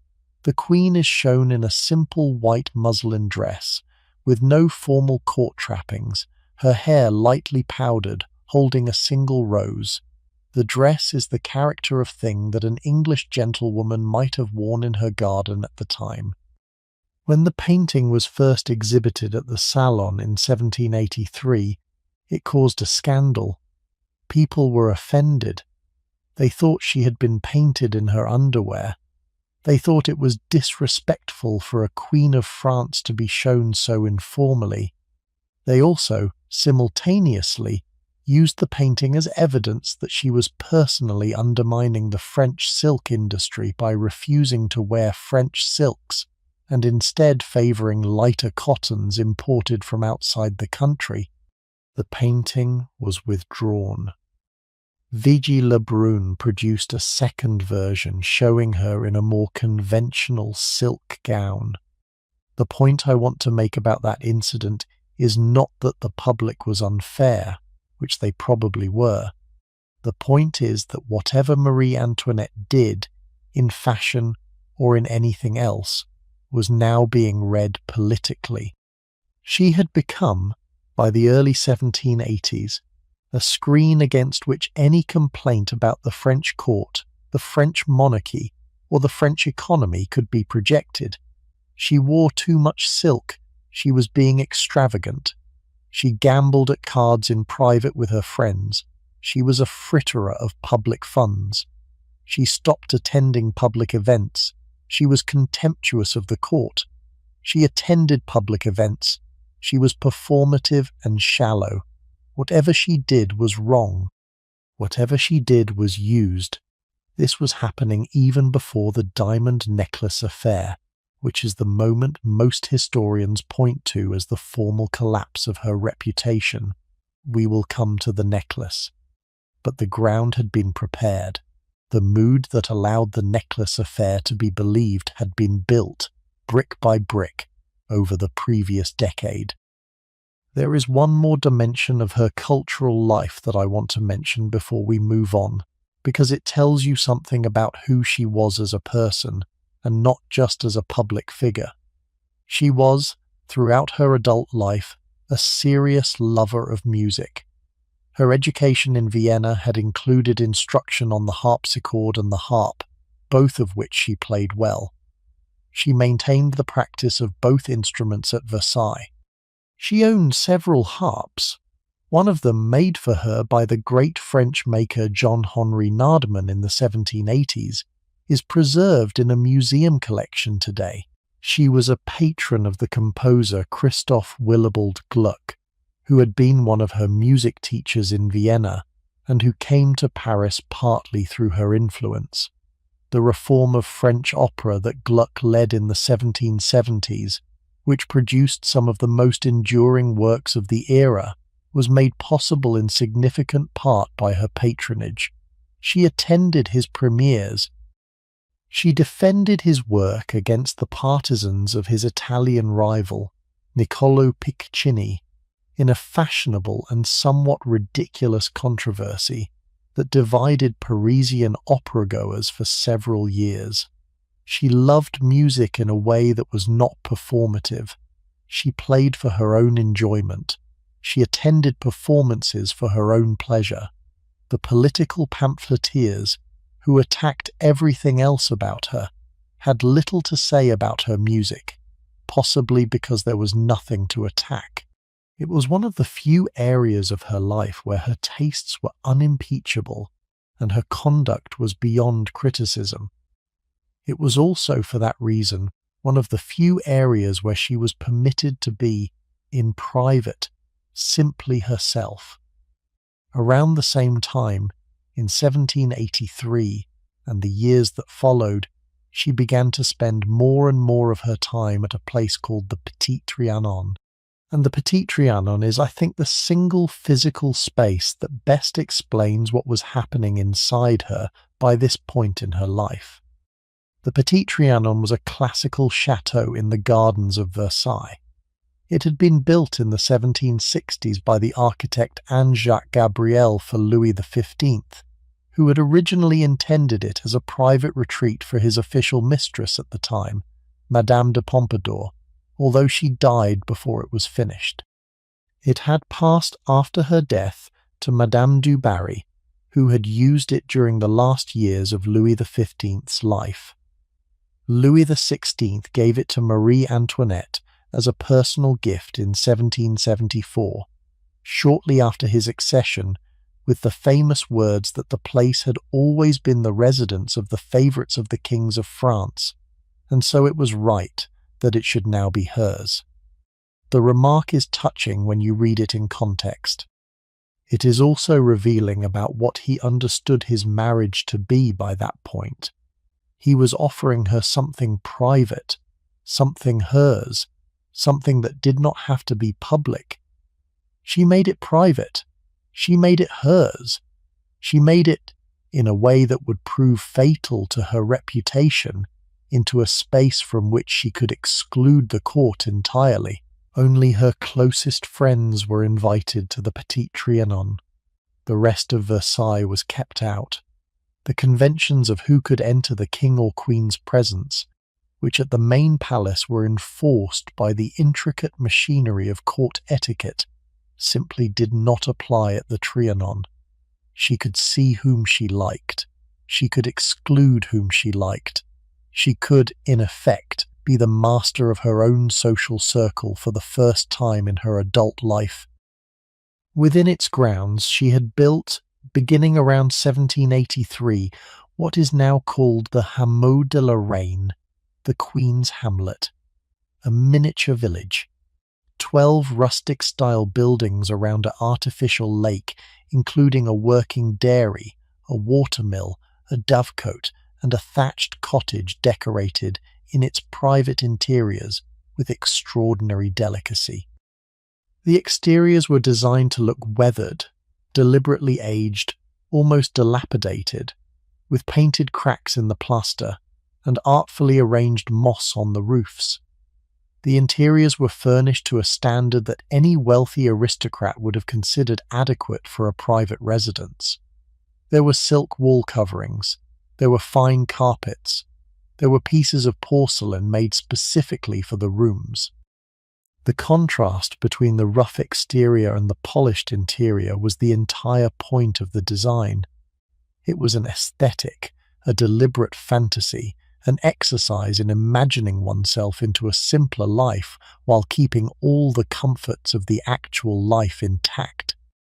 The Queen and her closest friends would dress in simplified versions of country clothing, walk among the cottages, churn butter that had been prepared in advance by her servants, gather flowers from the gardens, and inhabit, for an afternoon, a fantasy of pastoral simplicity. There was a working farm. There was a flock of sheep, which by some accounts were occasionally washed and combed before the Queen visited. There were cows which produced milk that was poured into porcelain bowls that had been designed in the shape of breasts, an aesthetic conceit drawn from classical sculpture that the design team thought was clever and that would later be cited in the pamphlets as an example of the Queen's depravity. The whole apparatus was designed to allow her to play at being a countrywoman without having to be one. This was again used against her. The pamphleteers seized on the Hameau as a perfect example of royal absurdity. A queen pretending to be a milkmaid. A child playing with toys made of stone and timber while real peasants starved. The criticism is, frankly, partly fair. The Hameau was an enormous expense. It was a fantasy that could only be afforded by someone whose actual life was so far removed from rural poverty that rural poverty could be safely aestheticized. It was, in the language of a much later era, profoundly out of touch. But it was also, I think, something more than that. It was the act of a woman who had been performing a role in front of an audience for 15 years and who needed, occasionally, to stop. The hameau was where she could stop, where she could, briefly, be a person rather than a queen, where she could be alone with her children, or alone with her closest friends, or alone with a few books and the daily pleasures of an ordinary life. The fact that this required her to construct an elaborate stage set in order to access something most of her subjects had for free is, in a way, the perfect summary of her situation. She was so trapped inside the apparatus of monarchy that the only way she could simulate freedom was to build a model of a free person's life and step inside it for a few hours at a time. I do not think she fully understood, while she was building it, what it would look like later. I do not think any of us, in our daily acts of self-care, fully understand what they will look like when they are weaponized by people who have decided to hate us. The hameau was not the cause of her destruction, but it would in time become a useful symbol for it. She had also built, at the Petit Trianon, a private theatre. Theatre had been one of her great pleasures since she was a young woman, and at the Trianon she allowed herself to participate in performances rather than simply attend them. She and her friends, including occasionally the king's brother, the Comte d'Artois, would put on amateur productions of fashionable plays for an audience of invited intimates. She herself acted, she took roles, she rehearsed, she enjoyed it deeply. The performances were small. They were not generally remarked on outside her immediate circle, but they were for her a kind of release, a chance to perform a role she had chosen rather than the one she had been given, and to do it among people who would not assess her against an external standard of royal dignity. The performances continued on and off until 1786 or 1787, when the political situation began to make even private indulgences seem inadvisable. They were one of the things she gave up before she gave up everything else. Now we come to the diamond necklace affair, which is one of those genuinely strange episodes in the historical record where a single sequence of events happening to a single person who was almost entirely innocent of any wrongdoing in it somehow becomes the moment that changes everything. Napoleon, looking back on the period years later, is reported to have said that the Queen's death began with the diamond necklace affair. He may have been right. The story is long and tangled. Let me give you the essentials. There was a famous diamond necklace, originally commissioned by Louis XV for Madame du Barry, that had never been delivered because the king died before he could pay for it. The necklace had been built over a period of years by the Parisian jewelers Charles-Auguste Béma and Paul Bassangy, who had assembled the diamonds for it from sources across Europe at enormous expense. It consisted of more than 600 diamonds in an elaborate setting and was worth, in modern equivalent, the sort of money that would build a village.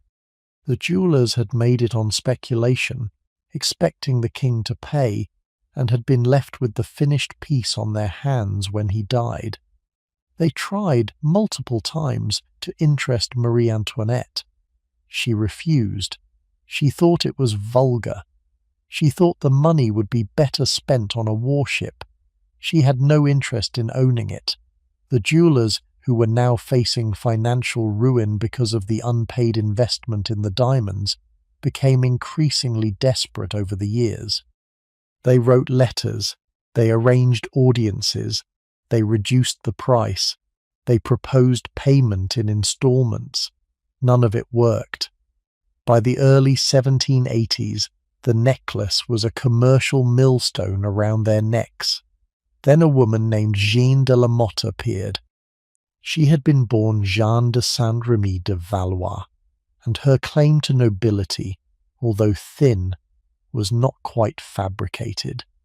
She could trace her descent from an illegitimate line of the Valois royal family that had ruled France before the Bourbons. She had grown up in poverty, had spent some years as a beggar, had eventually been recognized as having royal blood by a charitable benefactor and given a pension, and had married a minor cavalry officer who used the title of Count. She was, by every account, intelligent, ambitious, beautiful, and entirely unprincipled. She had spent the years before the necklace affair in a series of frauds, working her way through the lower fringes of court society in search of something larger. She found her opportunity in the form of Cardinal Louis-René de Rohan, a senior figure in the French church who had fallen out of favour with the Queen many years earlier and who was desperate to be restored to her good graces. Rohan was a man of enormous wealth, considerable vanity, and limited intelligence. He had served as French ambassador to Vienna in the early 1770s, where his conduct had offended Maria Theresa to the point that she had reported on him in highly negative terms in her letters to her daughter. By the time Rohan returned to France, the future queen had formed an impression of him that was unalterably hostile. Rohan, returning to court life, found himself frozen out by the queen's evident dislike. He believed that if he could only restore his position with her, his career and his social standing would be saved. He was, in essence, the perfect target for what Jeanne de la Motte was about to do to him. Jeanne convinced Rohan, over a series of carefully staged conversations, that she was on intimate terms with the Queen. She produced forged letters, supposedly from the Queen, which gradually became warmer in their language, and which Rohan, who was not a reader, accepted as genuine. She arranged a midnight meeting in the gardens of Versailles, at the Bosquet de Venus, between Rohan and a woman named Nicole Leguay d'Oliva, who had been hired and dressed for the occasion. The meeting was brief and dimly lit. The substitute queen handed Rohan a single rose and whispered a few words to the effect that the past was forgiven. Rohan, by his own account, was overjoyed. He came away convinced that he had been received in private by the Queen herself. Over the next several months, Jeanne built on this success. She convinced Rohan that the Queen wished to acquire the diamond necklace from Baymer and Bassenger, but did not wish her husband to know about the purchase, and that she therefore needed Rohan to act as her secret intermediary. The Cardinal, who would have done almost anything to maintain his supposed restored standing with her, agreed. He met with the jewellers. He negotiated terms on the Queen's behalf, with her consent as he believed. He took possession of the necklace on credit, signing for it on a document that Jeanne had supposedly endorsed with the Queen's signature. He then handed it over to Jeanne for delivery to the Queen. Jeanne, of course, did no such thing. She and her husband dismantled the necklace, sent the gems to London, and began selling them off across England and the Netherlands. The first instalment to the jewellers came due in the summer of 1785. The Cardinal could not produce the money. The jewellers, alarmed, wrote a letter to the Queen, asking politely about the delay and confirming the arrangement. The letter reached the Queen, who read it with bewilderment. She did not know what they were talking about. She had not bought any necklace. She had not authorized any purchase. The whole affair unravelled within days. Louis XVI, when the situation was explained to him, was furious. He had Cardinal Rohan arrested in front of the entire court at Versailles on a major holy day in the middle of the Cardinal's official duties. Rohan was taken to the Bastille. Jeanne de la Motte was arrested shortly afterwards. The forgers and accomplices were hunted down. The trial that followed in 1786 was a public sensation across France and across Europe. The cardinal was acquitted by the Parliament of Paris. The acquittal was a deliberate political insult to the king and queen. The Parliament reasoned, in effect, that whatever Rohan had done, he had done in good faith and without intent to deceive, and that he could not be held responsible for having been duped by other people. Jeanne was convicted, branded with a hot iron on her shoulder, and imprisoned, although she would later escape and write memoirs from London accusing the Queen of every imaginable corruption. The jewellers were ruined. The crown was humiliated. But the deepest damage was something the trial itself did not produce, and it was this. The French public, on hearing the story, very largely believed that Marie Antoinette must have been involved somehow. They believed it because it fit. It fit the picture of her they had been building from the pamphlets and the gossip and the resentments of the previous 15 years. A queen who would commission a vulgar diamond necklace through a corrupt cardinal in a midnight garden meeting was already, in the public imagination, a plausible figure. The fact that she had not, in this case, done any of those things did not register. The story was the story. The trial had aired it, and the airing had made it real. She was completely innocent. She is one of the very few major figures in any historical scandal of whom that can be said with this level of confidence. Every relevant document supports it. Every credible witness supports it. She did not arrange the meeting. She did not write the letters. She did not commission the necklace. She was the victim of an elaborate fraud perpetrated by other people in her name, and it did not matter. The damage to her reputation was permanent. From 1786 onward, the pamphlets about her became more vicious, more obscene, more directly seditious. The phrase Madame Deficit, the Lady Deficit, attached itself to her in popular speech. By the late 1780s, she was, in the public imagination, no longer just a frivolous queen. She was a national problem. Now let me say something about the pamphlets themselves, because they are a real and ugly part of this story, and I do not want to gloss over them. From the early 1780s onward, an enormous quantity of underground literature was produced and circulated in France attacking the Queen personally. Some of it was political satire. Much of it was crude personal abuse. A significant proportion of it accused her of every kind of sexual misconduct that pamphleteers could imagine, with both men and women, with members of the royal family, with foreign ambassadors, with anyone whose name could be used to embarrass her further. None of this material had any factual basis worth discussing. Most of it was openly invented, but it was widely read. It shaped opinion. By the time of the Revolution, it had created in the French public mind a version of the Queen that bore almost no relationship to the actual person, but that the actual person could not, by any means available to her, correct. The volume of this material was extraordinary.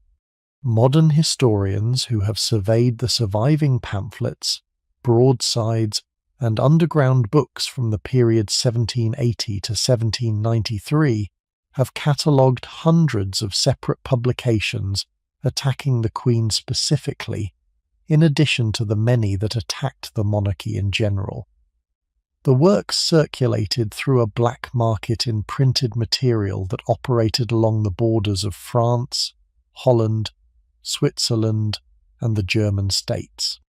Many of the most virulent texts were produced abroad and smuggled in. Some were funded, almost certainly, by political enemies of the king and queen at court. The Duc d'Orléans, the king's cousin and the wealthiest member of the royal family after the king himself, was widely suspected of underwriting some of the attacks, although the evidence for his direct involvement is limited. Whether he financed them or simply benefited from them, the fact remains that he was the principal beneficiary of the Queen's destruction in domestic political terms, and his hands are not clean.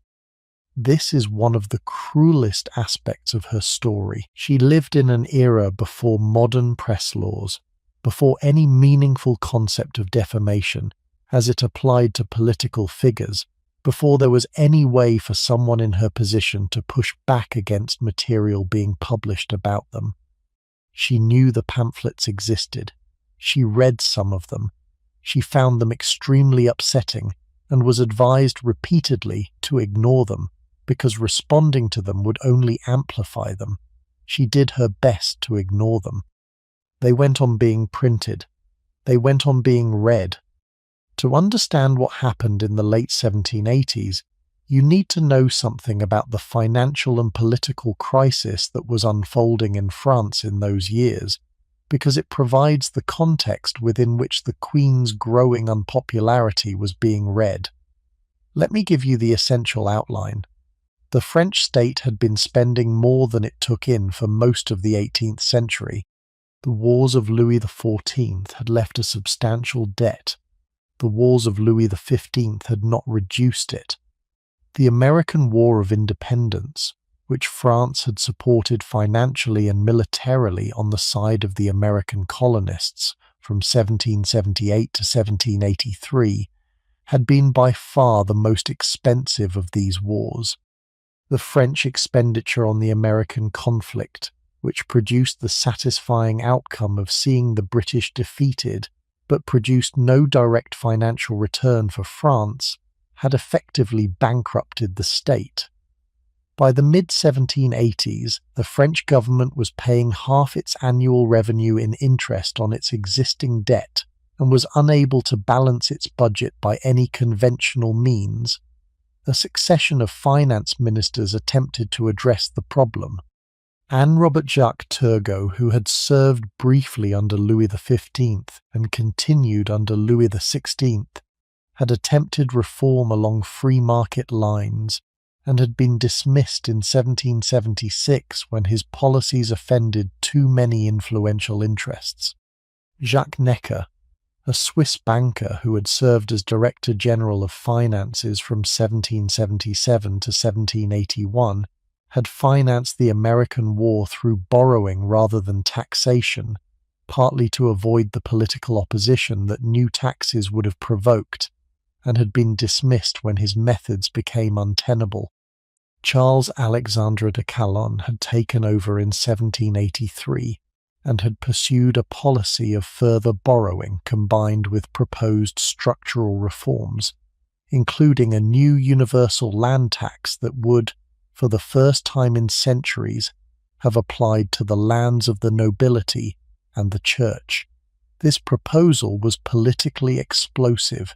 In 1787, Calonne convened an assembly of notables, a hand-picked gathering of senior nobles and clerics, and put his reform proposals to them. He hoped that they would endorse the reforms and lend their authority to the policy. They did the opposite. They rejected the proposals, demanded an explanation of how the financial situation had become so dire, and effectively refused to cooperate. Calonne was dismissed.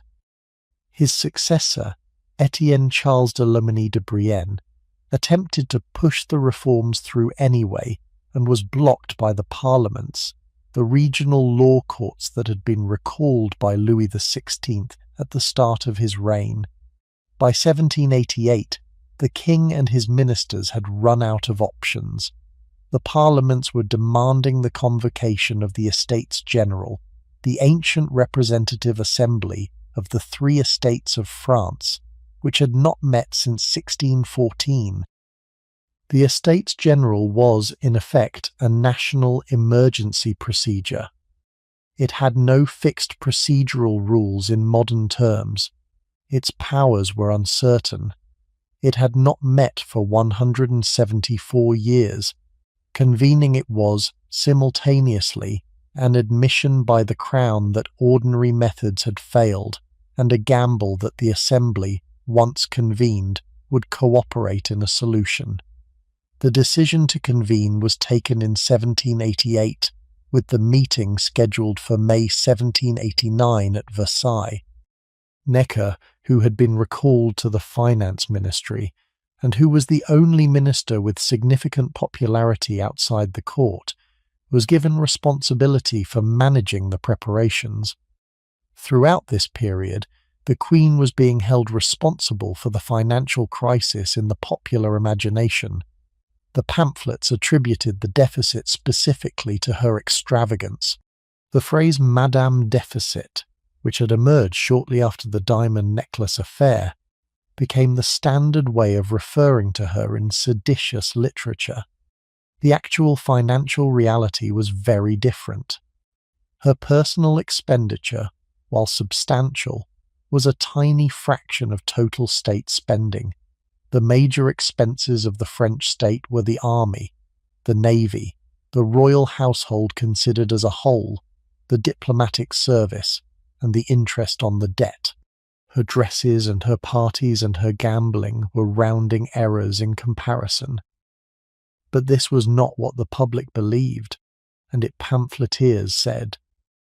By 1788, in the imagination of a substantial portion of the French population, the Queen was the cause of the financial crisis. Removing her in some way would resolve it. The Estates General opened at Versailles on May 5, 1789. The procession through the streets the day before, on May 4th, had been one of the great public events of the late Ancien Regime, with the deputies of the three estates, the King, the Queen, and the senior court, walking in formation through cheering crowds. The crowds, by all reports, cheered the King. They were silent, or worse, when the Queen passed. She had registered this. She had wept that night. The political dynamics within the Estates General itself were complicated and have been the subject of enormous historiographical attention. The essential point for our purposes is that the Third Estate, the representatives of the commoners, who outnumbered the other two estates combined, refused to be governed by the traditional voting procedures that would have given the privileged orders an effective veto. After several weeks of deadlock, on June 17, 1789, they declared themselves the National Assembly. 3 days later, on June 20th, locked out of their meeting hall by the King's officials, they assembled in an indoor tennis court and swore an oath, the tennis court oath, not to disband until they had given France a constitution. In the precise weeks during which all of this was happening, Marie Antoinette's first son, the Dauphin Louis Joseph, was dying. I want to down here because I think the death of the Dauphin is the part of her life that the popular image most consistently misses, and because what happens with the Dauphin is, in its own way, the heart of the story. Louis Joseph had been born in October 1781. He had been a strong, healthy, appealing child for the first several years of his life. He was the long-awaited son of the King and Queen, the heir to the Bourbon throne, the future of the dynasty. His birth had been celebrated across France with public festivals, fireworks, the firing of cannon, the ringing of church bells. The Queen had at last produced a son. The alliance had at last been fully sealed. But by 1788, when he was 6 years old, the Dauphin had begun to show signs of serious illness. His back curved. He grew progressively weaker. He could not run with the other children. By the spring of 1789, when the Estates General was being convened, he was unable to walk and had to be carried. The condition, which the physicians of the day did not have the diagnostic tools to identify precisely, was almost certainly a form of skeletal tuberculosis, a disease that destroys the bones and joints from within. There was no treatment for it in 1789. There would not be a treatment for it for another 150 years. His parents had moved him to the chateau of Meudon, on the outskirts of Versailles, hoping that the country air would help. It did not help. The Queen visited him constantly, sometimes spending entire days at Meudon and returning to Versailles late at night. She was, by every account from the period, in a state of profound distress. The political situation was developing around her at terrifying speed. Her son was dying. She had no ability to address either of these realities and was attempting, with what was left of her energy, to sustain both her duties and her grief. He died on the night of June 4th, 1789. He was 7 years old. I want you to hold the date in your head for a second. June 4th, 1789. 6 weeks earlier, on May 5th, the Estates General had opened. 2 weeks after the Dauphin's death, on June 17th, the Third Estate declared itself the National Assembly. 3 days after that, on June 20th, came the tennis court oath. Less than 6 weeks after the death of the Dauphin, on July 14th, 1789, the Bastille would fall. Think about what that meant for her. She lost her 7-year-old son in the precise weeks during which the political earth was opening under the entire monarchy. The personal catastrophe and the political catastrophe were happening simultaneously. There was no space to grieve. There was no time. The country needed a king and a queen. She got up every morning and was a queen. There is a detail from this period that I find unbearable, and I will tell you it briefly. At one point in the days immediately after Louis Joseph's death, a delegation from the Third Estate arrived at Versailles to meet with the king on urgent matters of state. The king received them. They began their business. They did not, by the conventions of the moment, offer any condolences, because they were there on official business, not personal. The king sent a note to his wife afterward, saying, with the shape of grief that has no language for itself, that they had not even mentioned the Dauphin. They had not mentioned that the king had just buried his son. They had simply gotten on with the demands of revolution. She wrote later that she felt, in those weeks, as if her child had been taken from her twice. Once by the illness, and once by the political moment that had not allowed his death to register as a death. The second son, Louis Charles, who had been born in 1785, now became the Dauphin. He was 4 years old. The political crisis through July and August 1789 moved at a speed that the king and his ministers could not match. The Bastille fell on July 14th. The king's authority over Paris collapsed almost immediately. The National Assembly, sitting at Versailles, was producing legislation that was abolishing, in successive sessions, the entire structure of feudal privileges that the French monarchy had been built on for centuries. On the night of August 4th, in a session that became famous later, the deputies voted away the last remaining feudal dues, the seigneurial rights, the tax exemptions of the nobility and the church, and 100 other inherited features of the old order.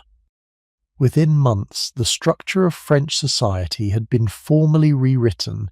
In October 1789, 3 months after the fall of the Bastille, a crowd of Parisian women, exhausted by bread shortages and inflamed by political pamphleteers, marched to Versailles. They were joined along the way by sympathetic National Guardsmen and other men of the city. They arrived at the palace late in the afternoon of October 5th. They demanded bread. They demanded that the king and queen accompany them back to Paris. Through the night, the situation deteriorated. In the early hours of October 6th, members of the crowd broke into the palace. They reached the queen's apartments. She was warned just in time and ran, in her nightclothes, through the connecting corridors of Versailles to the king's rooms. 2 of her guards were killed in the commotion, their heads later carried through the streets on pikes. By the morning, the situation had been pulled back from total violence by the intervention of the Marquis de Lafayette, by then the commander of the new National Guard, but the terms of the day had been set. The royal family would return to Paris immediately with the crowd. They would not be returning to Versailles. They never did return to Versailles. The day they left, October 6, 1789, was the last day Marie Antoinette ever spent in the palace where she had lived since she was 14. The journey from Versailles to Paris took most of the day. The crowd surrounding the royal carriages was enormous, sometimes celebratory, sometimes hostile. Some of the women carried loaves of bread on the points of their pikes. Some of the men carried the heads of the dead guards. The royal family arrived at the Tuileries Palace in central Paris in the evening, exhausted, frightened, and with very little understanding of what was about to happen to them. The Tuileries had not been used as a royal residence for over 100 years. It was cold, ill-furnished, and partially derelict. The royal family was given the principal apartments, which were rapidly made habitable. The atmosphere of the place was completely different from Versailles. There were no gardens to walk in privately, no hameau to retreat to, no Trianon to escape to. The family was, in effect, in the middle of the city, surrounded by an urban population that was frequently hostile and that could appear at the gates in large numbers at almost any hour. The children, in particular, suffered from the change. At Versailles, they had had the run of the gardens, of the Trianon estate, of the spaces that had been arranged for them in the layout of the palace. They had had pets, ponies, gardens of their own where they had been encouraged to grow vegetables. The new Dauphin Louis Charles had been given a plot at the Trianon, where he had grown lettuces and radishes, and where he had been very proud of his harvests, which he had presented to his mother in baskets that were probably more valuable than the produce in them. All of that, after October 1789, was gone. The children at the Tuileries had an enclosed terrace where they could play under guard, and the public gardens of the Tuileries themselves where they could occasionally be taken under supervision. They had each other, and their parents, and a few attendants. The world they had been used to had been removed in a single afternoon and replaced with something much smaller and much greyer. The Queen tried in those Tuileries years to maintain something like a normal childhood for the children inside the constraints of their new circumstances. She read to them. She supervised their lessons. She continued, when permitted, to take them on outings within Paris. She took Louis Charles, who would become her closest emotional companion from that era, to see things in the city, to visit shops, to meet ordinary people whom she introduced to him as her friends.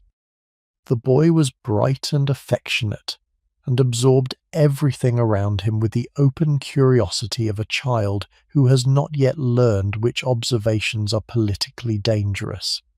He once asked, in front of guards, why the people in the street looked sad, and the Queen had to navigate the question with the sort of tact that mothers in difficult circumstances learn quickly. She did not lie to him. It was in many ways the most important thing she taught him in his short life. The lessons were absorbed. The boy who would die in the Temple in 1795 had, by the accounts of those who saw him in his last months, retained an unexpected gentleness through everything that had been done to him. Where it came from is not difficult to guess. Marie-Therese, the older child, was already showing the gravity that would mark her long later life. She was at an age between 11 and 13 during the Tuileries years, where she could understand most of what was happening. She read the political situation. She heard her parents' conversations in the moments when they thought she was asleep. She knew that her family was in danger. She did not, by every account from the period, complain of any of it. She seems to have decided, at some point in those years, that her role in the family was to be the one. She was steady. She remained so for the rest of her life. The seriousness that the revolution carved into her face during those years would never lift. There is a portrait of her made in her 70s by a painter at the court of one of the last Bourbon claimants, and the face in the portrait is recognizably the same face as the face of the 11-year-old girl who entered the Tuileries in October 1789. The revolution had reached down and made her old in advance, and she had grown into the age it had given her, and she had carried it for 60 years afterward. The next 2 years, from October 1789 to June 1791, were a period of constitutional negotiation, growing political pressure, and erosion of royal authority. The National Assembly produced, over many months, the Constitution of 1791, which transformed France into a constitutional monarchy with the king as head of state, but with most actual power vested in an elected legislature. The king, after much hesitation, accepted the Constitution in September 1791 and swore an oath to uphold it. Whether he intended to abide by his oath in good faith is one of the most debated questions of its time. Most historians today believe that he did not, that he saw the Constitution as a temporary expedient that could be reversed when circumstances allowed, and that he was actively in correspondence with foreign monarchs about the prospect of military intervention to restore him to his old powers. The Queen was certainly involved in this correspondence. She was, in fact, frequently the more active correspondent, writing letters in invisible ink and using complex codes to communicate with her brother, the Holy Roman Emperor, and with other supportive courts. The chief organizer of this clandestine effort was a Swedish nobleman named Count Axel von Fersen. He had first met Marie Antoinette at a masked ball in Paris in 1774, when both of them were teenagers, and had renewed the acquaintance several times in the years that followed. He had served as a colonel in the French forces during the American War. By the late 1780s, he was a frequent presence at Versailles and a close friend of the Queen. The exact nature of their relationship has been debated by historians for 2 centuries. They wrote each other long letters, some of which have survived in damaged form, with key passages deliberately blacked out by Fersen's heirs in the 19th century to preserve the Queen's reputation. Modern scientific analysis of some of these letters has begun to recover the obliterated passages, and the recovered words suggest a relationship that was, at minimum, deeply emotionally intimate. Whether it was physically intimate is something we cannot say with certainty. What is certain is that Fersen was one of the most important people in her adult life, that she trusted him as she trusted no one else outside her immediate family, and that he, more than any other figure, was the person who attempted to organize her escape from the increasingly hopeless political situation. The plan for the escape, which became known to history as the Flight to Varennes, was developed throughout the late winter and spring of 1791.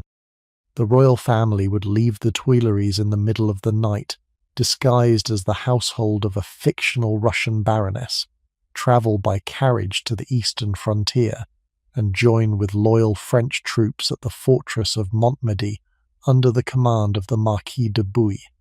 From there, they would issue a public declaration setting out the king's true position, attempt to negotiate with the National Assembly from a position of military strength, and, if necessary, draw on foreign support to restore the king's authority. The plan failed for a series of small, stupid reasons. The carriage Fersen had organized, a large Berlin custom built for the journey, was an extraordinary vehicle in itself, six-wheeled, dark green and yellow, with white wheels and red leather upholstery. It had been designed for comfort over the long distances of European travel, with a folding table for meals, compartments for documents, fittings for chamber pots, even a wine cellar. It was also, fatally, much heavier than the ordinary post carriages that French roads were used to. It required 6 horses rather than the normal 4, and at every relay station the change of horses took longer than a normal change. It moved slowly, it attracted attention. The whole apparatus had been constructed for a level of comfort that the speed of the journey could not afford. Fersen himself had insisted on the comfort, and the king had not overruled him. The departure was delayed by several hours because of last-minute confusions in the household.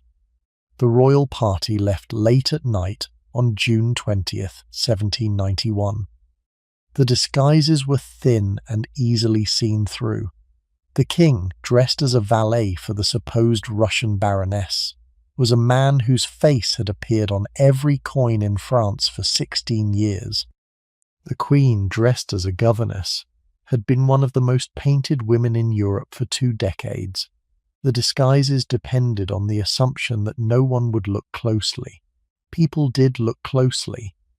The king kept lifting his head out of the carriage window to watch the countryside, despite repeated warnings not to. He was at heart a man interested in geography, and the journey was the longest he had taken outside Versailles in years. He could not stop himself from looking.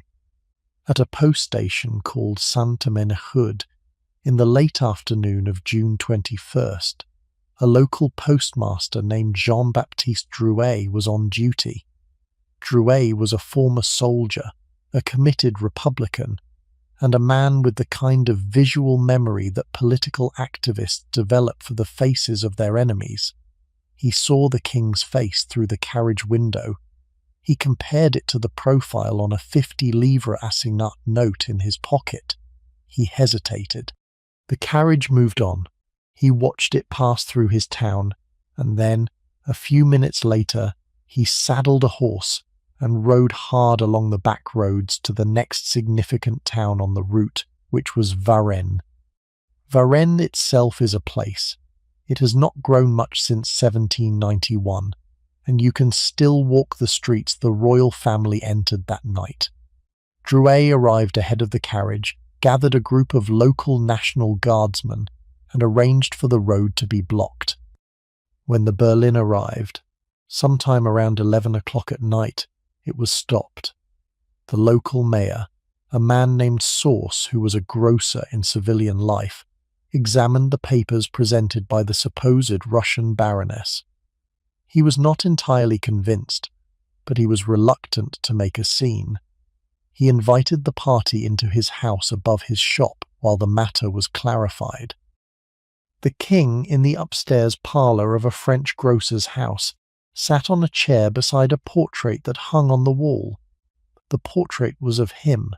His identity was, at that point, no longer in any real doubt. Several local officials gathered. They were not sure what to do. They sent messengers back to Paris. By morning, the answer arrived. The royal family was to be returned to Paris under guard. They were taken from the grocer's house, put back into their berlin, and driven slowly back the way they had come, in heat that grew steadily more brutal, in front of crowds angry. The journey back took 4 days. Crowds lined the road. Some shouted. Some stared in silence. Some threw things. A nobleman who attempted to greet the king at one of the relay stations was shot dead by the escorting guards in front of the royal family. The queen, who saw the killing from her window, did not, by the accounts of those present, react visibly. The royal family arrived in Paris on June 25, 1791, and were placed under stricter confinement in the Tuileries. The pretense that the king was a constitutional monarch governing in good faith was, after Varennes, very difficult for anyone to maintain. Until that moment, there had still been a real political possibility of a constitutional monarchy in France, with the king as head of state under a written constitution. After Varennes, that possibility was effectively dead. The king had attempted to flee his own country, his own people, his own constitution. The implication was that he could not be trusted as a constitutional monarch. The implication was that the monarchy itself, as an institution, was incompatible with the revolution. This implication would harden over the next year, and the radicalization of revolutionary politics, which until then had been balanced against more moderate forces, accelerated dramatically. Less than a month after the return from Varennes, on July 17, 1791, a Republican demonstration on the Champ de Mars in Paris turned bloody when National Guard troops under Lafayette's command opened fire on the crowd. The demonstrators had gathered to sign a petition demanding the king's deposition. The exact number of dead has been debated by historians. Estimates range from 12 to 50 or more, with many more wounded. The Champ de Mars massacre, as it came to be called, was a turning point in the politics of the moderate constitutionalists. It alienated the radicals. It exposed the contradictions of a constitutional government that had to use lethal force against citizens petitioning for its replacement. Lafayette himself never fully recovered politically from his role in ordering the firing. He would emigrate the following year, be captured by Austrian forces, and spend 5 years in foreign captivity before being released into a long political twilight that lasted until his death in 1834. The collapse of the moderate centre, which became visible after the Champ de Mars, removed one of the structural protections the royal family had relied on. The radicals were now, in effect, the only remaining political force capable of organising the streets, and the radicals had no interest in preserving the monarchy. In August 1791, Marie Antoinette's brother Leopold II, by then Holy Roman Emperor following the death of their older brother Joseph, met with King Frederick William II of Prussia at Pillnitz in Saxony. They issued a joint declaration, the Declaration of Pillnitz, in which they expressed concern about the situation of the French royal family and called on other European powers to take action. The declaration was deliberately vague and was largely intended as a diplomatic gesture rather than a real threat of intervention. But it was read in France as exactly such a threat, and it intensified the suspicion that the Queen in particular was in correspondence with foreign powers preparing to invade her own country, which, as we have seen, she was. The fact that she was doing so in good faith, from her own perspective, with the goal of restoring what she regarded as the legitimate order, did not weigh much against the perception that she was a foreign agent. The pamphleteers, who had been calling her the Austrian for years, now had a more direct accusation to make. She was conspiring with Vienna against France. The accusation was not entirely false. In April 1792, France declared war on Austria. The decision was driven by a complicated mix of motives, including the radicals' belief that a war would force the king's hand and reveal his true loyalties, and the moderates' belief that a successful war would consolidate the constitutional monarchy. Both groups, in different ways, were proven wrong. The war went badly for the French armies in its initial months. The Queen, who had been passing French military plans to her brother's diplomats, was widely suspected of treason and was, by the strict definition of the term, guilty. The political situation in Paris radicalized rapidly through the summer. In July 1792, a Prussian general named the Duke of Brunswick, commanding the Allied armies advancing toward France, issued a declaration that has come down in history as the Brunswick Manifesto. The text had been drafted in part with input from émigré French royalists. It threatened the city of Paris with total destruction if any harm came to the French royal family. The intention had been to intimidate the revolutionary government into restraint. The actual effect was the opposite. The manifesto was published widely in Paris, and its threats were read by the public as confirmation that the king and queen were in active collusion with foreign armies preparing to invade France and punish the city. Whatever protection the manifesto had been intended to offer the royal family, it provided the immediate political justification for the assault on the Tuileries that followed 3 weeks later. The Brunswick Manifesto is a classic example, in political history, of a measure that achieves the precise opposite of its intended effect because its authors did not understand the audience they were addressing. On August 10, 1792, a crowd of Parisians and provincial federates, supported by elements of the radical sections of the city, stormed the Tuileries Palace. The Royal Swiss Guards, who had been stationed to defend the palace, were ordered by the king not to fire on the attackers. They were, by the time he gave the order, already fighting for their lives. Several hundred of them were killed in the assault and the massacre that followed. The royal family, before the attack reached its peak, had been taken from the palace by a deputation of the Legislative Assembly and were sheltering in the Assembly's meeting hall. The monarchy was suspended that evening. The royal family was no longer the royal family. They were, from that moment on, prisoners of the revolution.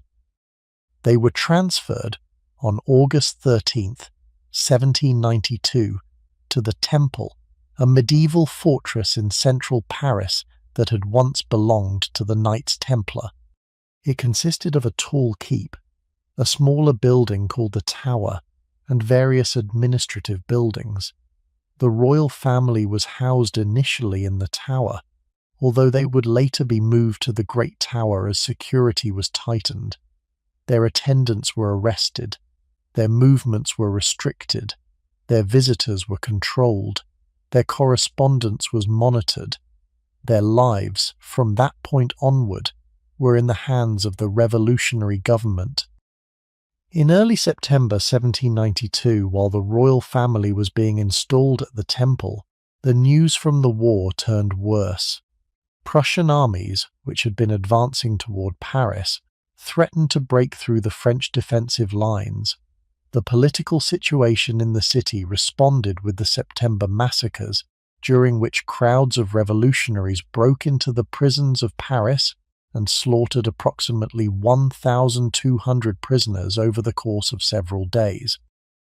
Most of the victims were ordinary criminals. A substantial minority were political prisoners associated with the old regime.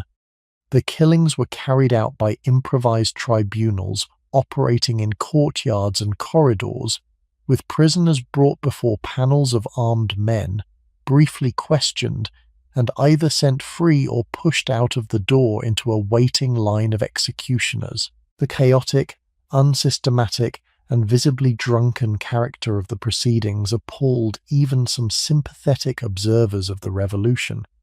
It was in many ways the moment at which the revolution's claim to be a movement of justice broke down most visibly. There would be worse moments to come in the next few years, but the September massacres were the moment at which the radicalization of the previous year crossed into something that no observer with any moral seriousness could continue to defend on civic republican grounds. Among the victims of the September massacres was the Princesse de Lamballe, the Queen's friend of nearly 20 years, who had returned from a safe exile abroad earlier in the summer specifically to share her friend's fate. She was killed at the prison of La Force on September 3, 1792, in circumstances that I will not describe in detail because they do not need detail. Her head was carried through Paris on a pike and was, by some accounts, displayed beneath the Queen's window at the Temple. The Queen was protected from seeing it by guards who pulled her away from the window in time. She was told eventually what had happened to her friend. She did not, by the accounts of those present, say anything for a long time afterward. The royal family lived together in the Temple in cramped but functional rooms through the autumn of 1792. The King's valet, Jean-Baptiste Cléry, had been allowed to remain in service and would later write a detailed memoir of the Temple period that is one of the most important sources for what happened there.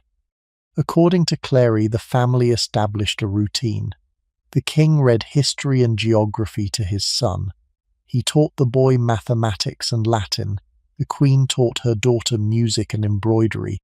Madame Elizabeth, the king's sister, who had chosen to share their imprisonment rather than escape, taught religion and led the family in prayers. They ate together. They walked together in a garden when permitted. They tried, in the space they had been given, to be a family. Cléry's memoir, which he published in London in 1798 after escaping from France, gives us our clearest picture of what daily life in the Temple was actually like. The king rose at 6 in the morning and went to bed at 11. He shaved himself. He read his breviary.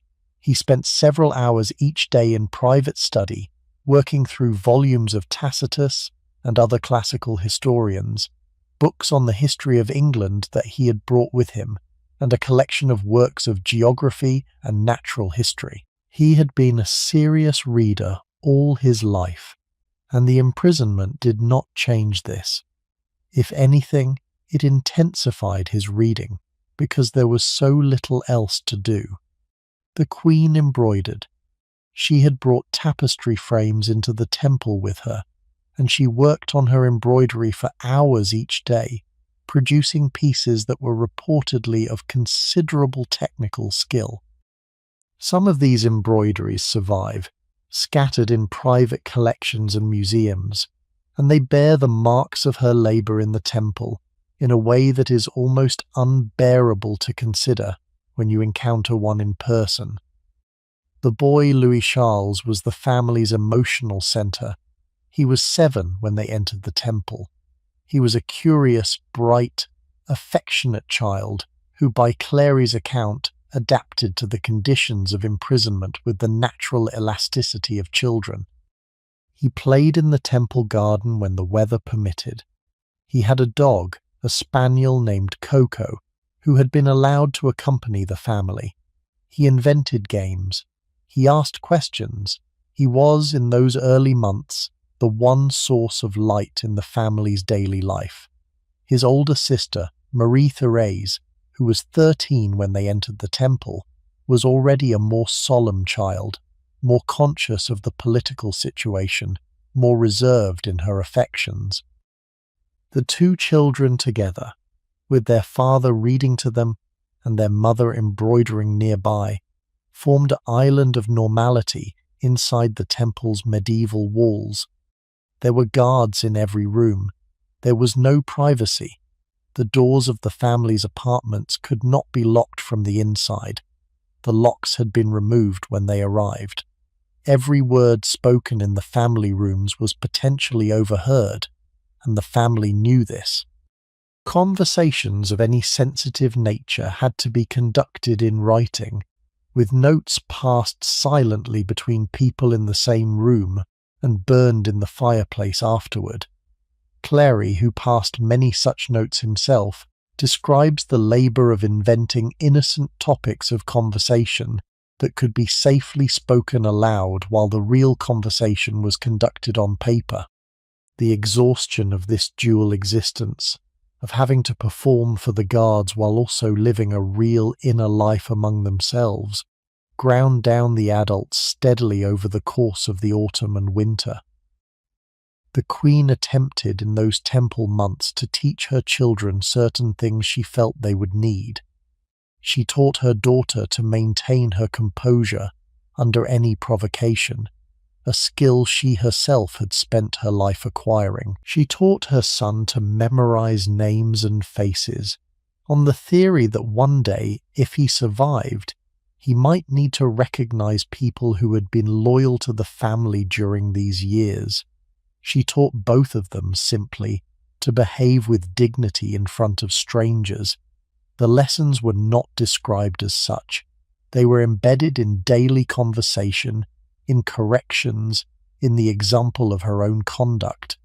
The children absorbed them. Marie-Thérèse would carry them, recognizably, into her long later life. Louis Charles would not have time to. The legal proceedings against the king moved through the autumn and winter of 1792. The convention, which had succeeded the Legislative Assembly in September, debated whether the former king should be tried, by what procedure, and on what charges.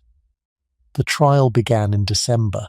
It was conducted before the convention itself, which served simultaneously as prosecutor, jury, and judge. The king was charged with treason against the French nation. The evidence included a cache of secret correspondence that had been discovered in a hidden iron safe at the Tuileries after the August storming, which contained letters from the king to foreign monarchs that contradicted his public oaths to the Constitution. The verdict, when it came, was effectively foreordained. He was found guilty by a substantial majority. The vote on the sentence was closer.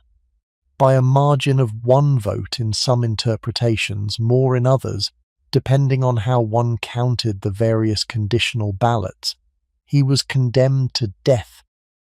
On January 21st, 1793, Louis XVI was executed by guillotine in the Place de la Révolution, the public square at the centre of Paris that had once been called the Place Louis XV and is today the Place de la Concorde. He had been tried, convicted, and condemned by the National Convention. He was 38 years old. He went to his death with the simple dignity that had always been his most underrated quality. He had spent the previous evening with his family in the temple, in a final meeting that lasted several hours. He had attempted to comfort them.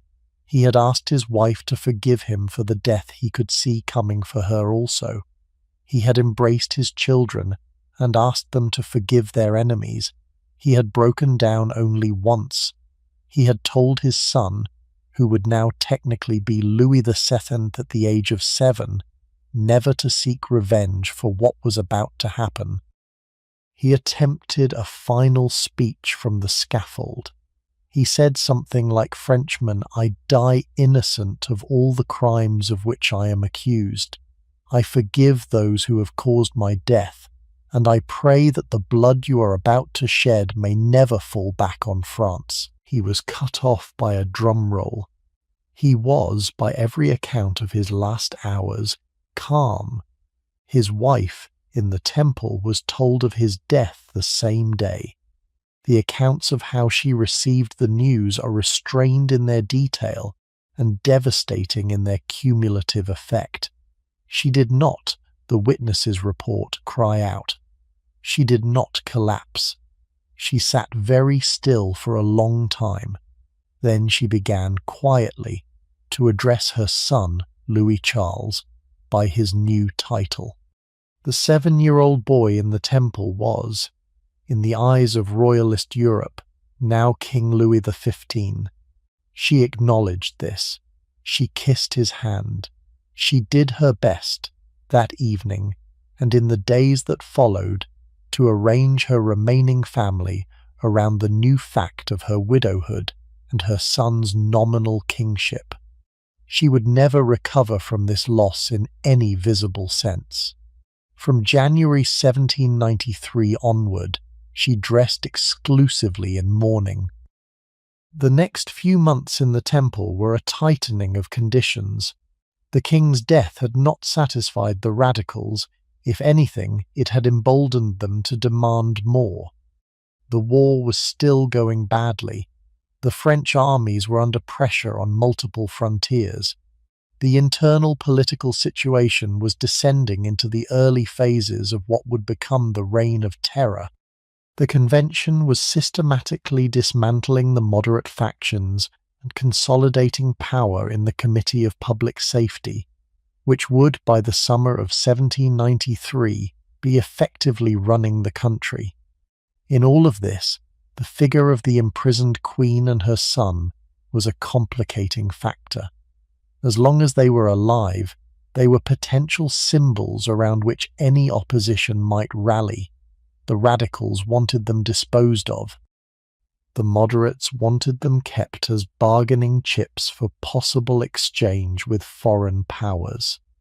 The result was a slow, increasingly cruel sequence of administrative measures aimed at reducing both their political utility and their personal dignity. In July of 1793, the situation became worse than even she had known it could be. The revolutionary authorities decided to separate her son from her. The justification was political. The boy was the symbolic head of the royalist movement, and his mother was in their view a corrupting influence on him who would raise him to despise the revolution. The actual mechanics of the separation were brutal. Guards came to her rooms at night. They took the child by force from his mother's arms. He cried. She begged. She was overruled. He was placed in another part of the temple under the supervision of a man named Antoine Simon, a cobbler of revolutionary sympathies, and his wife. The boy was 8 years old. He would never see his mother again. For the next several weeks, she could hear him through the walls of the temple. She could hear him crying at first, and then, after a while, she could hear him being taught by his guardians to sing revolutionary songs and to insult his own family. There is a detail from this period that I find almost impossible to write down, but I will tell you because it is true. She would sometimes climb on a piece of furniture in her room to look out of a high window in the hope of catching a glimpse of him being taken to the garden for exercise. She did this regularly for as long as she was housed in that wing of the temple. She would stand on the chair, or whatever was available, and she would wait, and sometimes she saw him for a few seconds, and sometimes she did not. On the night of August 1st, 1793, she was moved from the temple to the conciergerie, a much harsher prison on the Île de la Cité in central Paris. She was placed in a ground-floor cell. She was given a straw mattress. She was watched continuously by guards who did not leave her room, even when she dressed or attended to her bodily needs. She was by this point suffering from severe internal hemorrhages, almost certainly from a form of uterine cancer or fibroid disease. She was bleeding constantly. The conditions were unsanitary. She knew, by every signal she was given, that the trial that was coming would have only one outcome. There was a moment of hope, briefly. In early September 1793, a group of royalist sympathizers, working from the outside, had developed a plan to bribe key guards and smuggle her out of the conciergerie. The plan came close to working. A senior guard had been recruited. A signal had been arranged. The plan was discovered at the last moment, by accident, when a junior officer noticed something irregular and reported it. The conspirators were arrested. Several were executed. The Queen's conditions after the discovery of the plan were tightened further. She was moved to a smaller, more closely watched cell. The screen that had been provided for her to dress behind was removed. The straw mattress was replaced. A large guard was stationed inside her cell at all times, watching her continuously. She was permitted no further private moments of any kind. She had nothing left to be taken from her except her life. Her trial began on October 14, 1793, and lasted 2 days. The proceedings were held in the Hall of the Revolution, in the Palais de Justice, the same building as the conciergerie. She was led from her cell to the courtroom each day. The presiding judge was Marshal Herman. The prosecutor was Antoine Quentin Fouquier Tinville, who was already by this point the chief instrument of the Reign of Terror's judicial apparatus. The defense was conducted by 2 lawyers, Claude Chauveau-Lagarde and Guillaume Alexandre Tronçon du Coudray, who had been appointed to the case the day before the trial began and who had had no real opportunity to prepare a defense. They did what they could. They were not, in the circumstances, going to be able to do much. The courtroom was crowded throughout the 2 days. Spectators filled the public gallery. Journalists from the revolutionary press took notes for the next morning's papers. The accused sat on a bench, raised so that the courtroom could see her, with her hands folded in her lap. She was dressed in a simple white dress with a black ribbon at her waist. Her hair, which had gone almost entirely grey during her months at the conciergerie despite her age, was hidden under a white cap. She had been ill for weeks. She was hemorrhaging continuously. She did not, by any account from the proceedings, complain of any of this. The witnesses called by the prosecution had been gathered from a wide range of sources. Some were genuine, court servants who had seen events at Versailles and the Tuileries and could testify to incidents. Others were political, figures from the radical clubs who came to denounce her on general grounds. The most damaging single witness on the formal political charges was probably the former mayor of Paris, Jean-Sylvain Bailly, who had himself been arrested by this point and who would be executed a few weeks later. Bailly testified about the events of October 5th and 6th, 1789, and about what he had observed of the Queen's conduct in the period between Versailles and the Tuileries. His testimony was reluctant, factual, and on the whole more sympathetic than the prosecution had hoped. He was a serious man placed in an impossible position, and his discomfort with the proceedings was visible to the courtroom. The most notorious witness was Jacques-René Hebert, the radical journalist who edited the newspaper Le Père Duchesne and who had been one of the principal architects of the political campaign to have the Queen tried. Hebert testified about the alleged sexual abuse, presenting a written statement supposedly made by the 8-year-old Louis Charles in the Temple under the supervision of his guardian Antoine Simon. The statement was an obvious forgery in its claims, although the boy may indeed have been induced, by methods we can only guess at, to put his name to something. Hebert delivered his testimony with the type of theatrical vehemence that had made his newspaper a popular sensation. The prosecutor pressed the Queen for a response. The Queen said nothing. The prosecutor demanded an answer.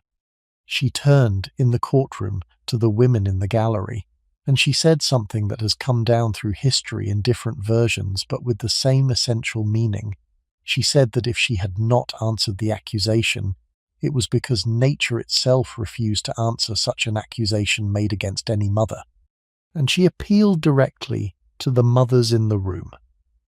The room, by the accounts of those present, went briefly silent. Some of the women in the gallery wept.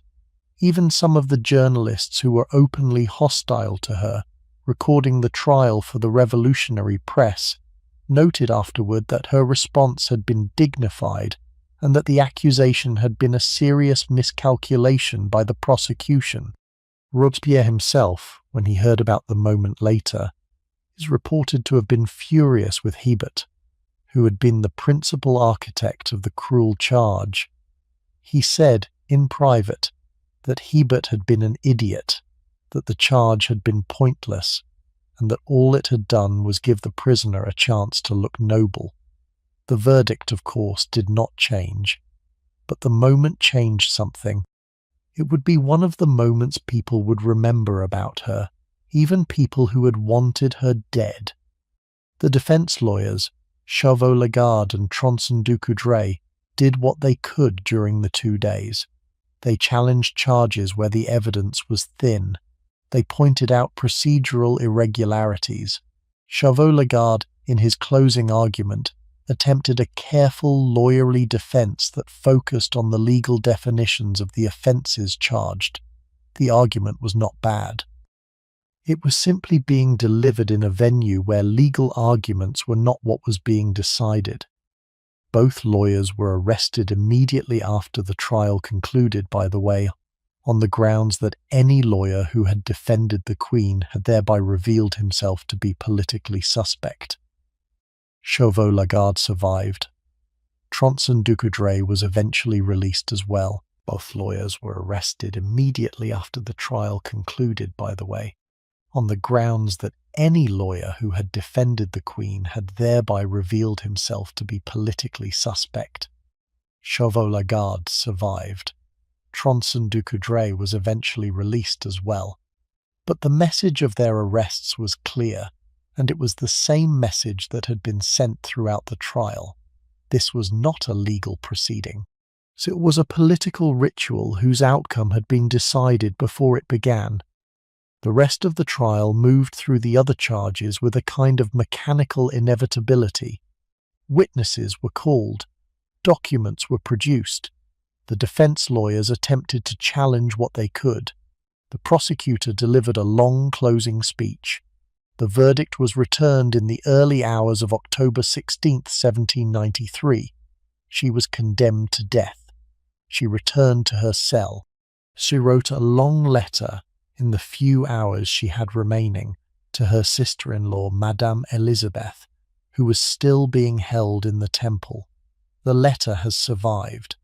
It is one of the most extraordinary documents of the revolutionary period. In it, she expresses her love for her children, asks her sister-in-law to take care of them as best she can, expresses forgiveness for her enemies, and asks God to forgive her for whatever errors she may have committed. Soft tone, she apologizes for any pain she has caused. She sends her blessings. She is, in this letter, calmer and more lucid than most of us would be in any version of what was happening to her. She concludes with a moving passage in which she says that she dies in the Catholic faith of her ancestors, that she forgives those who have wronged her, and that she hopes her son will never seek revenge for her death, the same instruction her husband had given his son before his own execution. The letter was confiscated by the revolutionary authorities and never delivered. It was found, decades later, among the papers of the chief prosecutor Fouquier-Tinville after his own execution. It was preserved. It was eventually published. It is now in the French National Archives. Madame Elizabeth, who was herself executed in May 1794, never knew that her sister-in-law had written it. The morning of October 16th, 1793 was cold and clear in Paris. She was prepared for execution in her cell. Soft-toned, her hair was cut short at the back of her neck so that the blade of the guillotine would have an unobstructed path. Her hands were bound behind her back in a deliberate departure from the custom that had been observed for her husband, who had been allowed to walk to the scaffold with his hands free. She was placed in an open cart, called a tumbril, drawn by a single horse. She was driven through the streets of Paris from the Conciergerie to the Place de la Révolution. The route took her past landmarks she had known in her former life. The Pont Neuf, the Tuileries, where she had lived for nearly 3 years after being driven from Versailles, the Place Vendôme. The route had been chosen, by some accounts deliberately, to take her through parts of Paris where she would be most visible to the largest crowds. The journey took approximately an hour and a half. The streets were crowded. Some shouted abuse. Some stared. Some, the records suggest, were silent. She rode upright. She did not weep. She did not, by the report of every witness who left a record, show fear.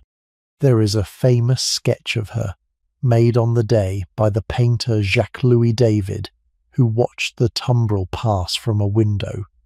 The sketch shows her in profile, hands bound, sitting straight, her hair shorn, her expression composed and almost severe.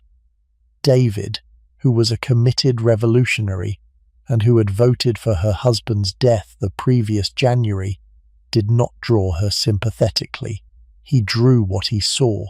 Or soft-tone, what he saw was a woman who had decided to face what was coming without giving her enemies the satisfaction of seeing her broken. At the scaffold, she climbed the steps without help. As she was being positioned at the guillotine, she stepped accidentally on the foot of the executioner, a man named Henri Sanson, who had also executed her husband. She is reported to have said to him quietly that she was sorry, that she had not meant to do it. These are recorded as her last words. She was executed at approximately 12:15 in the afternoon. She was 37 years old. I want to leave a moment of silence around that. Not because the moment itself deserves drama. The actual moment, by the accounts of those present, was not dramatic. It was a procedure carried out efficiently in front of a crowd that was, by the autumn of 1793, somewhat numb to the procedure.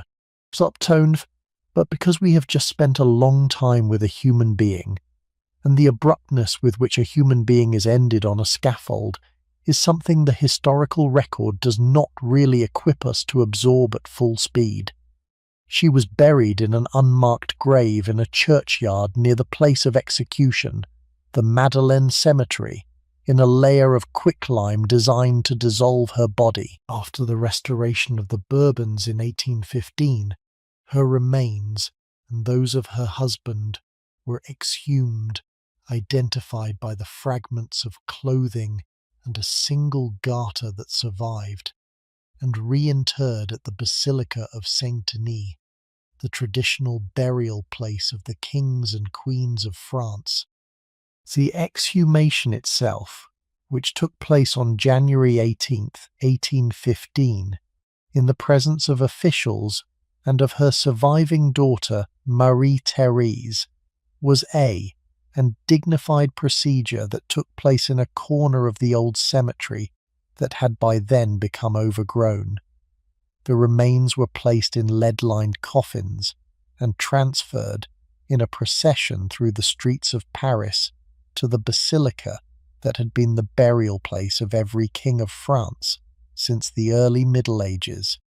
A chapel in the Madeleine area, the Chapelle Expiatoire, was later built on the site of the original cemetery as a memorial to the executed royal family. It can be visited today. It is not visited often. It is one of the quieter sites in Paris. I want to take some time now, before we close, to follow what happened to the people she left behind, because the story of a person does not really end with their death. It continues in the lives of the people who were in the room. Her son Louis Charles, the boy through whose bedroom wall she had listened in the temple, would die in 1795 at the age of 10. The cause was a combination of tuberculosis, neglect, and the deliberate cruelty of his guardians. After his mother's execution, the political utility of keeping him alive declined.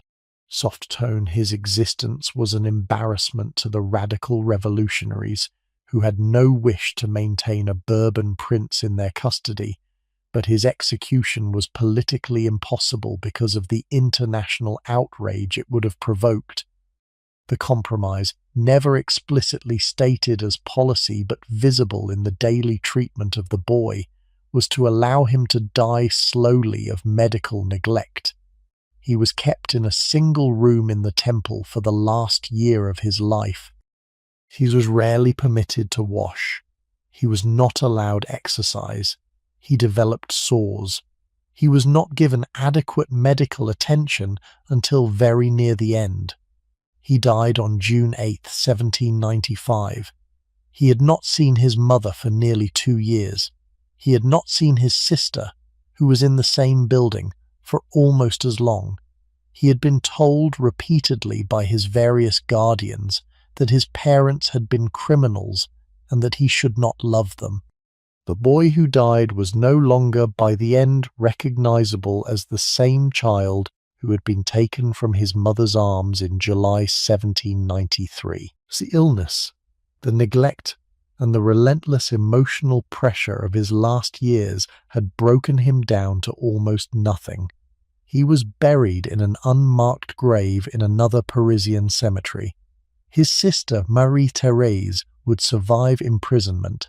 She remained in the temple in a separate cell until December 1795, when she was exchanged for French prisoners of war held by the Austrians. She was 17 by the time she left France. She had been a prisoner since she was 11. She lived with her Habsburg cousins in Vienna for several years, and then with the exiled French royalist court in various European cities. She married her cousin, Louis Antoine, the eldest son of her father's younger brother, in 1799. She was Dauphine of France briefly, during the brief reign of her uncle Louis XVIII after the Bourbon Restoration of 1815, and she was very nearly Queen of France during the abortive reign of her father-in-law in 1830. She lived until 1851. Soft tone, she was 72 when she died. She had outlived her parents by 58 years. She did not, in her long life, speak at length about her time in the temple. There are letters in which she alludes to it. There are not many. Cerise's delivery makes him arbelain, because onward austere. Her colds about moist. Herkel sip like, Hosang. Unsoaked bone tree, old downstream like, and prickfits divulged spun soul. She wrote a memoir of her time in the temple, in a journal which was discovered after her death, and which is one of the primary sources for what happened to the royal family in those years. The memoir is almost unbearably restrained. She does not dwell on cruelty. She does not narrate suffering. She records what was done to her parents and her brother in the simplest, most factual prose she can manage, and the restraint is itself the testimony. Madame Elizabeth, the king's sister who had chosen to share the family's imprisonment, was tried and executed on May 10th, 1794, 6.5 months after Marie Antoinette. She was 30 years old. She had refused, at her own trial, to renounce her royalist convictions or to express any regret for her support of her brother. She was a deeply religious woman who, by all accounts, went to her death with serenity. Soft tone. She was the last member of the immediate royal family to be killed by the revolution. Soft-tone Fersen, the Queen's friend, lived for another 17 years. He returned to Sweden after the events in France and resumed a senior career at the Swedish court. He was killed in 1810 in a brutal public attack in Stockholm by a mob who blamed him, on no real evidence, for the death of the heir to the Swedish throne. His last years had been emotionally desolate. He had never married. He had kept Queen's letters to him in a locked box. Soft-tone, he had visited her grave in Paris during the brief period after the Restoration. He had written in one of the late entries in his journal that the day he received the news of her execution was the worst day of his life, and that he had never recovered from it. The Bourbon dynasty itself was restored in 1815, with the Queen's brother-in-law taking the throne as Louis XVIII. He reigned until his death in 1824. He soft-tone. He was succeeded by his younger brother, the Queen's other brother-in-law, who reigned as Charles X until 1830, when a second French Revolution drove him into exile. The Bourbon Restoration was, from the perspective of someone interested in the Queen's memory, the period during which her reputation was actively rehabilitated. Her remains were reinterred at Saint-Denis with full state honours. The Chapelle Expiatoire was built. Memorial masses were held annually on the anniversary of her execution. Memoirs by people who had known her, including her ladies-in-waiting and her friends, were published in large numbers. The image of her, in this period, was that of a martyred saint. The pamphlets that had destroyed her were now suppressed and forgotten. The public memory was in effect reset. When the Bourbon Restoration ended in 1830, the rehabilitation that had been built around her began slowly to give way again to a more critical assessment. The 19th century, especially the second half, was a period of growing Republican sympathies in France, and the figure of the executed Queen became, in Republican historiography, less a martyr and more a symbol of the corrupt old order. The pamphlets that had been suppressed under the Restoration began to be quoted again, often without proper context. The phrase "let them eat cake," which had been firmly attributed to her by the middle of the 19th century, although there was no contemporary evidence for the attribution, became a standard part of any school textbook discussion of the Revolution. By the late 19th century, the image of her in popular culture was again largely negative. It would oscillate throughout the 20th century between the two extremes: martyr in some accounts, monster in others, fool or victim in others again, depending on the politics of the writer and the mood then. The most influential modern biography of her was published by the Austrian writer Stefan Zweig in 1932, Antonia Fraser's Marie Antoinette. The Journey, published in 2001, is the standard modern English language account, deeply researched and sympathetic without being uncritical. Caroline Wieker's Queen of Fashion, published in 2006, focused specifically on the role of clothing in her public life, and made a strong case for taking her wardrobe choices seriously as political acts. Dozens of other biographies, monographs, and edited collections have appeared in recent decades. So historiographical consensus has shifted in the last 40 or 50 years toward a more sympathetic and more politically aware reading of her life. She is now generally recognized by serious historians as a complex human being whose role in the events that destroyed her was substantially more limited than the popular image suggests. The popular image, of course, has not entirely caught up. The 2006 film by Sofia Coppola, Marie Antoinette, starring Kirsten Dunst, was the most prominent attempt in recent years to bring a sympathetic, modernized reading of her to a wide audience. The film took stylistic liberties, including a soundtrack of post-punk and new wave music played over scenes of court life that some critics found jarring. But it captured something genuine about the texture of her experience, the way that very young women can be installed at the center of public attention and then judged harshly for not having developed the maturity to handle it. The film was divisive.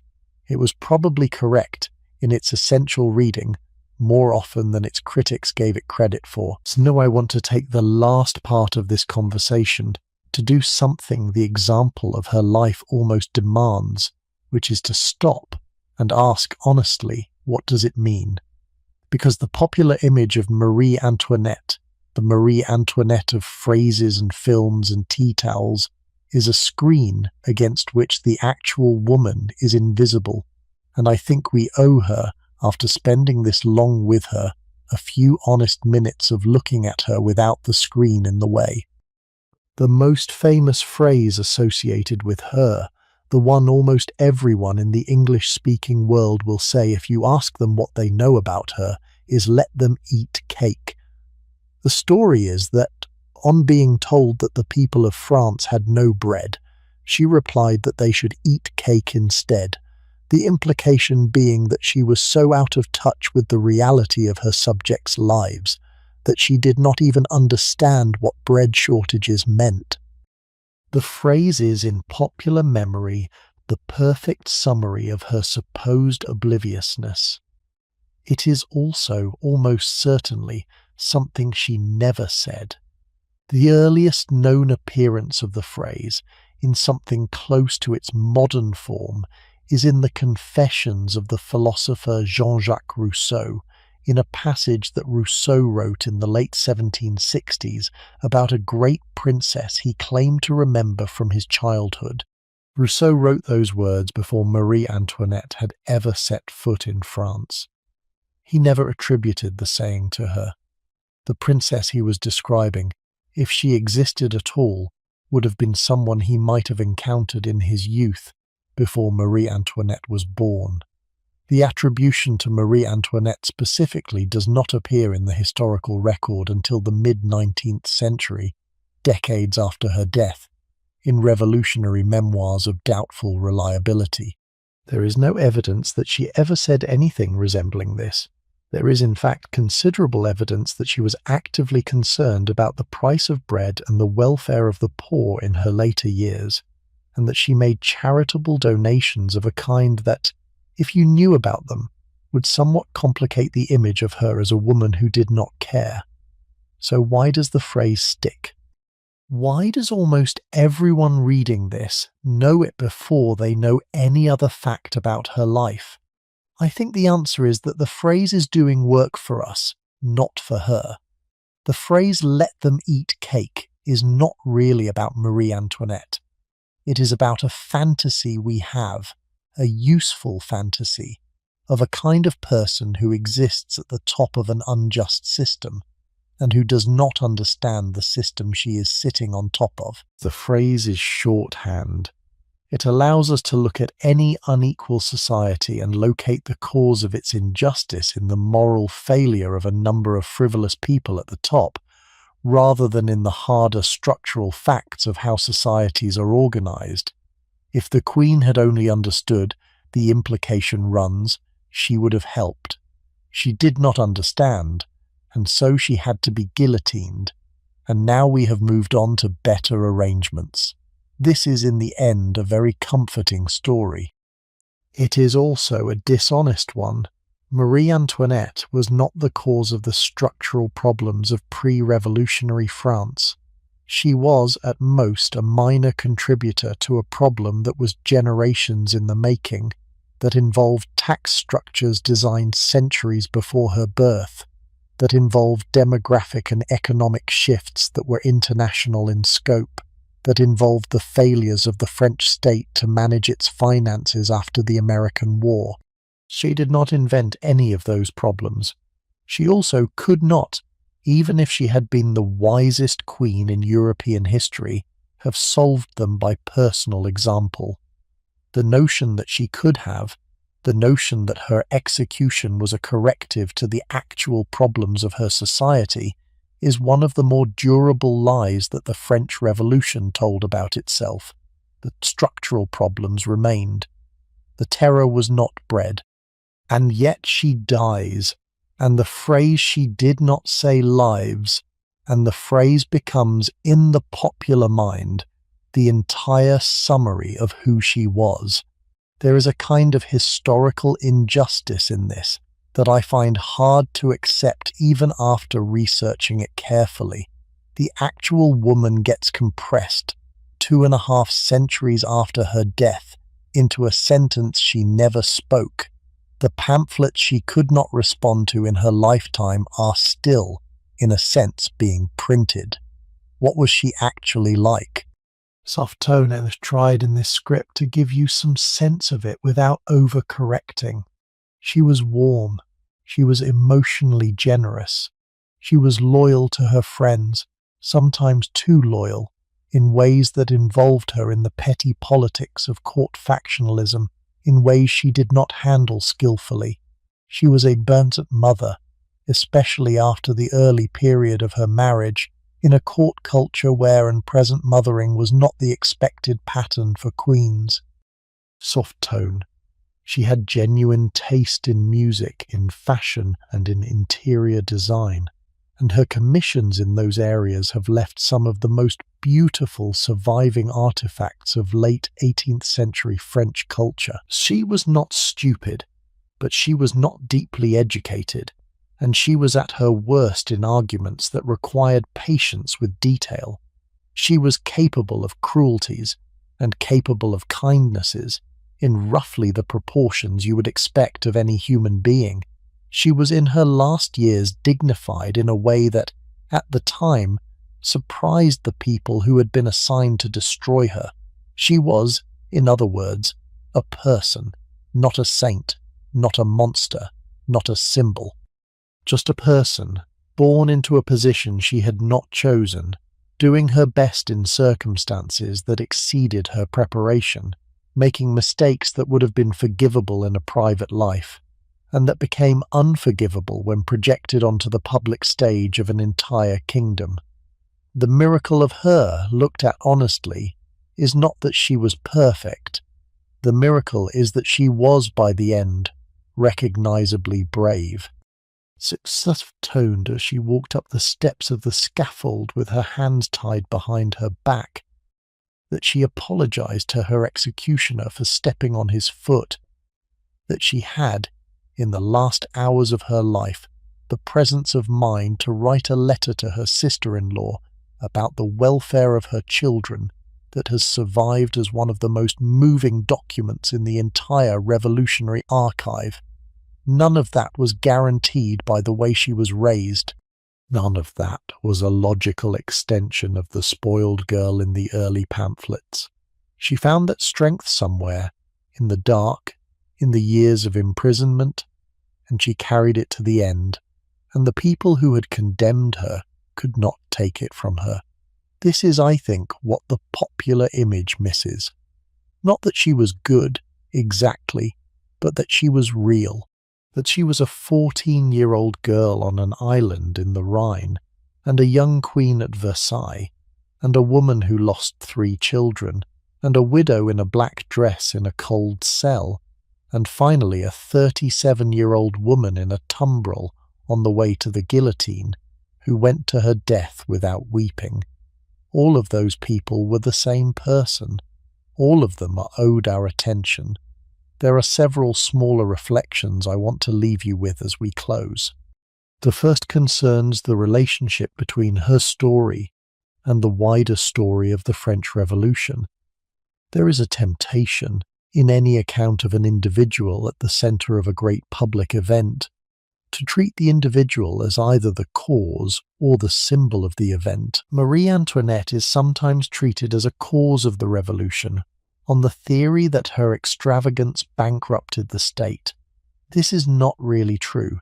The state was bankrupted by structural fiscal problems much larger than her personal expenditure, and she was not, in any meaningful sense, the architect of those problems. She is more often treated as a symbol of the revolution, on the theory that her execution represented the ending of the old order. There is more to say for this reading, but even it is not fully adequate to her actual experience. She was not a symbol to herself. She was a person to whom these things were happening. The temptation to read her as a representative of an idea rather than as a human being who lived a life is one we should resist. Her story is not made more interesting by being abstracted into political theory. It is made less interesting. The detail, the facts of her actual life, are what make her real. The second concerns the question of what we can learn from her, if anything. I am suspicious of attempts to draw simple lessons from historical lives, especially historical lives that ended badly. The temptation, with someone like Marie Antoinette, is to extract a moral about the dangers of luxury, or the consequences of being out of touch with one's people, or the importance of political adaptability. These morals have some merit, but they are also too neat. They imply that if she had only behaved differently, she might have survived. This is, on the historical evidence, very unlikely. The forces that destroyed her were larger than any individual could have managed. The most politically gifted queen in European history, placed in her exact position, would probably have ended in the same place.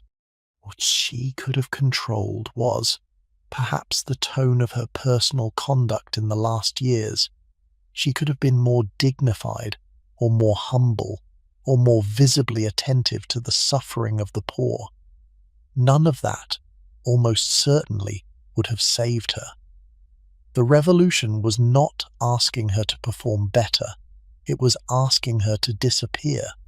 The third concerns the question of how we should feel about her now, 2 centuries later, in a world that has moved past the political conditions that produced her.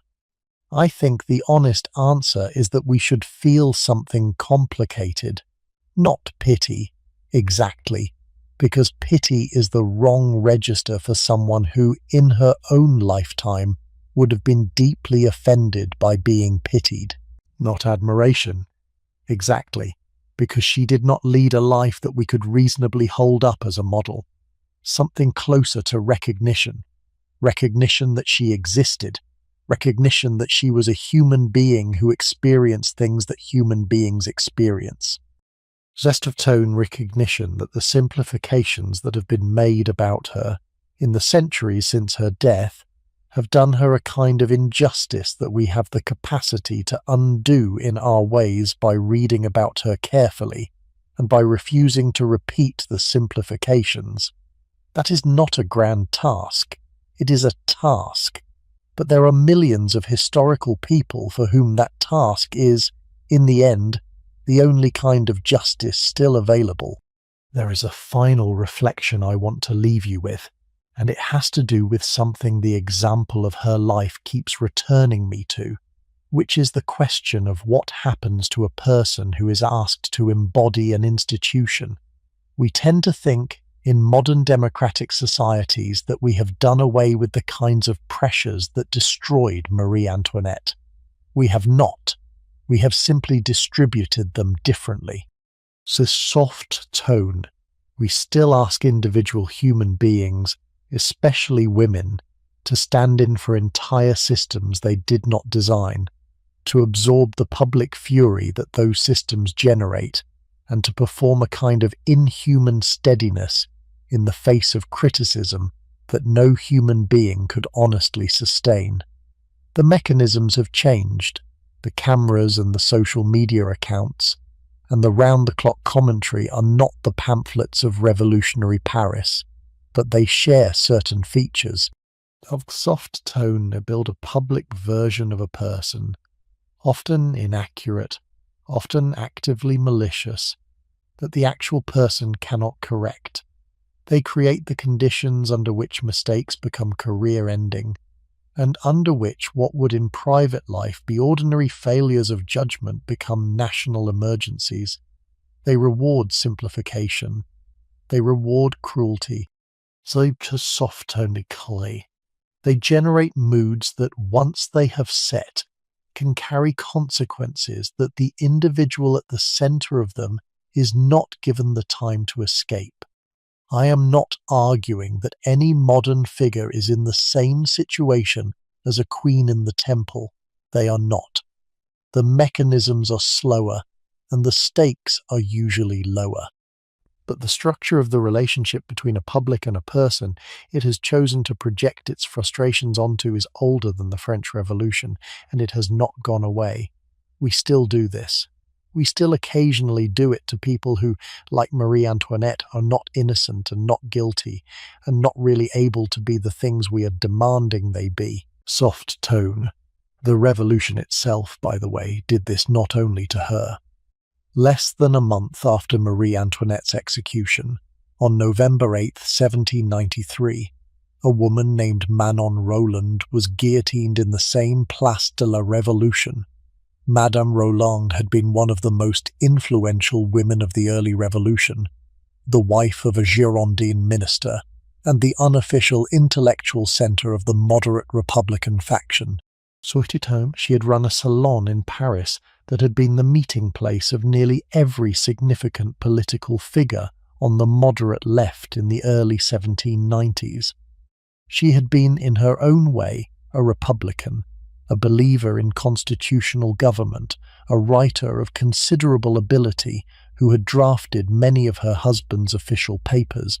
She had also, like the Queen she would have indignantly refused to be compared with, been the target of relentless personal attacks in the radical press in the months before her arrest. She was accused of secretly running her husband's ministry, of corrupting moderate politicians through sexual influence, of conspiring against the unity of the Republic. The accusations had been in the main similar in form to those levelled at Marie Antoinette, although directed against a woman from a different social class with different political convictions. The pattern was the same. A woman at the visible centre of an institution had become the target through which the institution itself was attacked. Madame Roland is reported to have looked, on the way to the scaffold, at the Statue of Liberty that had been erected in the square, and to have said something that has come down through history in various forms but with the same essential meaning. Liberty. What crimes are committed in your name? The phrase has been quoted ever since as a kind of summary of the disillusionment of the more thoughtful figures of the revolution as it descended into the terror. The fact that she said it, on her way to her own execution, ordered by a government she had until recently been a part of, gives the phrase a weight. She and Marie Antoinette had been on opposite sides of almost every issue in the political life of France for the previous 5 years. They were now in the end in the same place, killed by the same machine, for crimes that were essentially symbolic rather than real. Olympe de Gouges, the playwright and pamphleteer who had written the Declaration of the Rights of Woman in 1791, was guillotined 4 days after Marie Antoinette. She too had been a Republican, a believer in the Revolution, a critic of the Queen's politics. She had also, in her last published works, dared to criticize Robespierre and to argue that the terror was a betrayal of the principles that had originally justified the revolution.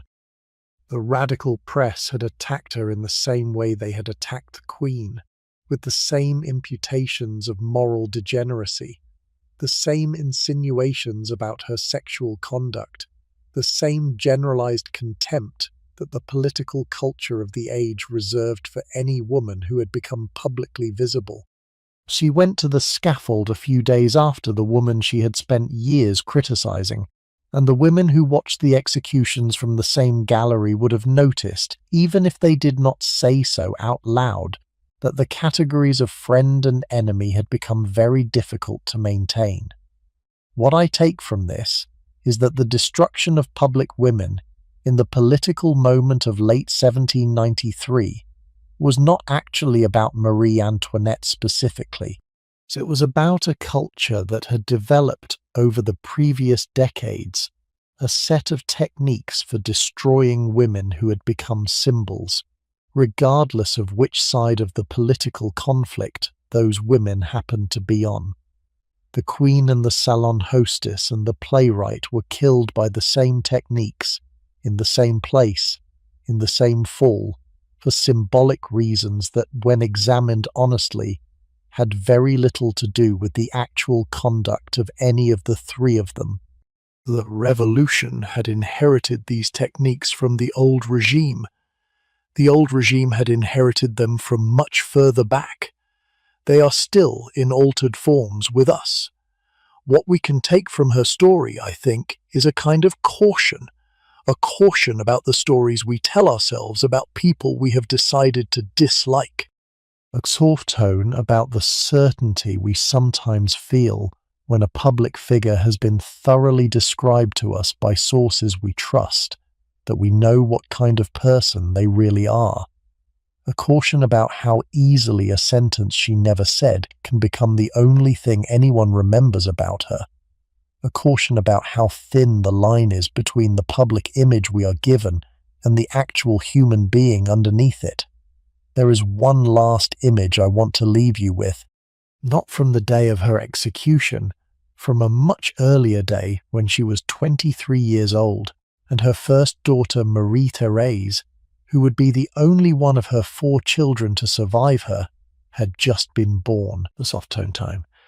The court at Versailles had been waiting through the public berth in the crowded room, and the news had been announced, and the mother had recovered from her near fainting, and the immediate excitement had subsided.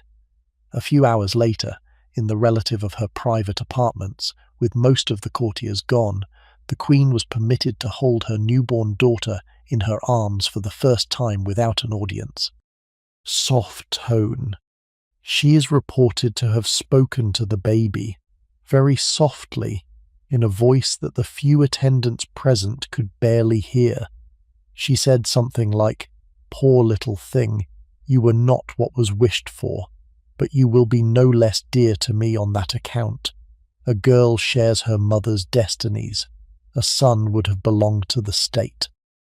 Soft tone she did not, when she said this, know that her son, when he came, would also belong, in the end, to the state, and that the state would take him from her. She did not know that the daughter she was holding would be the one who lived. She knew only that she had, for the first time in 8 years of marriage, produced a child, and that the child was a girl, and that the girl would, for a few minutes, be allowed to be just a baby in her mother's arms. Soft tone. That is the version of her I want you to keep.